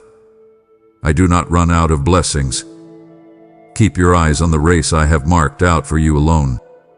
Your timeline is different. Your preparation is different because your assignment is different. Maybe I am keeping you in the oven a little longer because you are a bigger loaf. Maybe I am digging your foundation deeper because I am building a higher tower. Trust the process. Do not compare your beginning to someone else's middle. I wrote your story, and it is a good story. It has a triumphant ending. Trust the author. Put the blinders on and focus on the path I have lit for your feet. Your blessing is coming, and it will fit you perfectly. My child, we need to have a very real conversation about the heat you have been feeling. You have been crying out to me, asking why things have been so hard, why the pressure has been so intense, and why it feels like you have been walking through a furnace. You have looked at the delay in your life and called it punishment. You have looked at the silence and called it abandonment. I am here to correct your perspective. This was not punishment. This was preparation. Understand right now that the delay you felt was me refining you like gold. I want you to imagine a goldsmith sitting by a hot fire. He holds the precious metal in the crucible, right in the center of the flame where it is hottest. Why? Because he knows that is the only way to separate the gold from the impurities. You are the gold in my hand. The impurities are the fear, the pride, the reliance on self, and the wrong mindsets that would cause you to mishandle the blessing I am about to release. I had to prepare your character to sustain the weight of this blessing. If I gave you the $1 million idea before you had the character to manage it, it would have destroyed you. If I gave you the relationship before you were healed from the last one, you would have bled on the new person. Do not despise the heat of the trial. It has burned away the things that were holding you back. I know it hurt. I know there were nights you felt like you were melting away, losing your identity. But you were only losing the fake parts of you. You were losing the masks you wore to please people. You were losing the false sense of security you had in your job or your bank account. And now you are stripped down to what is real. You are coming out as pure gold, ready to reflect my glory. The goldsmith knows the gold is ready when he can look into the molten metal and see his own reflection clearly. That is what I have been doing. I have been applying the heat until I can see Jesus in you. And now I see him. I see his patience in you. I see his humility in you. You are ready. The fire was not to destroy you, but to reveal the Christ within you. You are stronger now than you have ever been. You have a backbone of steel and a heart of gold. I command you to embrace the process you have just survived. Stop resenting your story. Stop wishing you had someone else's life. Your life has been a school of the Spirit. You have a PhD in endurance. Now, because you have passed the test, I can trust you with the promotion. The fire is being turned down, and the glory is being turned up. Stand tall in the knowledge that you did not burn up. You just got purified. The product, the new you, is about to be revealed to the world, and they will marvel at how you shine. My child, hear me clearly. for I am speaking with the serious love of a father who sees a danger you do not see. We are in the final moments of this window. The 27 minutes are ticking down. To ignore this call now is to harden your heart like Pharaoh. Do not think that you can simply hit snooze on my voice and wake up whenever you please. There is a consequence to spiritual lethargy. There is a cost to hearing the truth and doing nothing about it. I see the temptation to drift back into your old routine. You are thinking, I'll get serious about God tomorrow, or I'll make the change next week. That is the spirit of procrastination, and it is a thief. I am patient, yes, but my spirit will not always strive with man. There are seasons in the spirit, and seasons change. When the harvest is ripe, you must reap it immediately. If you leave the fruit on the vine because you are too tired or too distracted, it will rot. Do not let this harvest rot in the field because you were too lazy to reap. I am warning you because I love you. I do not want you to look back on this day with regret, wondering what if. The clock is ticking down. The window is narrowing. The opportunity to break that addiction is strongest right now. The grace to forgive that person is available right now. If you walk away, the door may not be this open tomorrow. The enemy is banking on your passivity. He is betting that you will get emotional during this message, but then go back to your old habits the moment it ends. Prove him wrong. I command you to shake off the spirit of slumber. Splash cold water on your spiritual face. You are in a war zone, and you cannot afford to sleep on the battlefield. The stakes are your peace, your family, and your destiny. Choose this day whom you will serve, your fear or your God. You cannot serve both. You cannot hold hands with the world and walk with me. The grip of the world is slipping, and my hand is reaching out. Grab my hand. This is your wake-up call. I am shouting in your spirit. Do not be like the 5 foolish virgins who ran out of oil because they didn't think preparation was important. I missed the bridegroom. I do not want you to miss the arrival of your breakthrough. Be alert. Be sober. Be ready. The King is entering the room of your life, and he is bringing your answer. Stand at attention and receive it with the reverence it deserves. My beloved, the time for asking is over. The time for receiving has begun. Faith is not just a feeling. Faith is a hand. It is the spiritual hand that takes what grace offers. I am holding the answer to your prayer right in front of you. I am holding the healing, the provision, the restoration. But I will not force it upon you. You must reach out and take it. Reach out now. I want you to physically reach out your hand in the room where you are. It might feel silly to your mind, but your spirit knows what you are doing. You are engaging your faith. Visualize yourself walking through the door we have been talking about. See the door handle. See yourself turning it. See yourself stepping over the threshold into a room filled with light. In that room is the peace you have been begging for. In that room is the answer to the debt. In that room is the restored marriage. It is already there. It is done. I want you to act as if it is already done. Walk with the confidence of the blessed. Stop walking with the slump of the defeated. Open your physical hands as a prophetic sign of readiness. Turn your palms upward. This is the universal sign of a beggar turning into a receiver. You are saying, Lord, I am empty without you, but I am ready to be filled.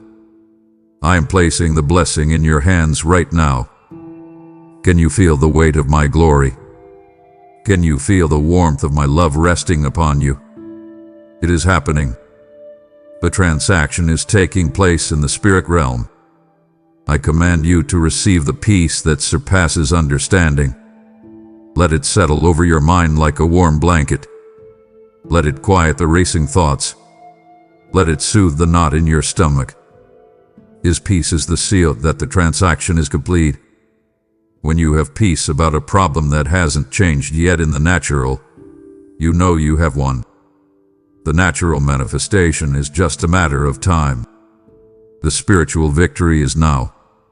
It is finished. The work has been done on the cross, and the delivery has been authorized in this moment. Do not go back to begging. You do not beg for what you already own. You thank me for it. Start thanking me. Thank you, Lord, that I have it. Thank you that I am healed. Thank you that I am free. Walk out of this room differently than you walked in. You walked in a seeker. Walk out a possessor. You walk in a victim. Walk out a victor. Own it. It is yours. My child, we have reached the end of this conversation, but it is only the beginning of your new life. I seal this word and this moment with the blood of the everlasting covenant. What I have spoken to you today is not just motivation, it is impartation. I have planted a seed in your spirit that the enemy cannot snatch away. I have marked you with my favor. I have set a hedge of protection around you that is burning with holy fire. Go forth in joy, for you have not missed your moment of visitation. You heard the call. You stopped. You listened. You surrendered.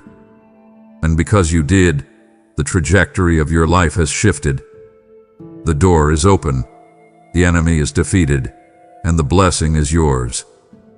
Do not let anyone talk you out of what you have received today. Do not let the circumstances of tomorrow make you doubt the truth of today. Write this down. Mark this moment. This was the turning point. Walk in the light of my countenance. When you walk into a room, bring the atmosphere of heaven with you. You are a carrier of my presence. When people look at you, let them see a difference. Let them see a peace that doesn't make sense. Let them see a joy that defies the headlines. You are my witness. Share it, his testimony with the world. Tell them what I did for you. Your testimony is the weapon that will set others free. I am with you always, even to the end of the age. I am not sending you out alone. I am going with you. I am walking beside you. I am living inside you. We are doing this together. When you face a giant, I will be the stone in your sling. When you face a river, I will be the bridge. You will never be abandoned again. You are known. You are loved. You are chosen. Amen and amen. It is done, my child. The door is shut to the past, and the door is open to the future. Step through it. Run your race. I am cheering you on, and I will be waiting for you at the finish line with open arms. Go now, and live the life I died to give you. Be blessed. The door is open, the time is short, and the blessing has been released. But there is one final seal to place upon this covenant. I am calling you to be a river, not a reservoir. Let my provision flow through you to sustain this global mission of saving souls. By giving now through Super Thanks membership, with a PayPal link below, you are declaring that you are an active partner in the harvest. Cast your bread upon the waters, and I swear by my own name that it shall return to you on every wave of favor. This is your opportunity to invest in eternity before you step away from this altar. Do not leave without leaving a sacrifice of thanksgiving. I command a blessing upon your finances as you obey my voice in this moment.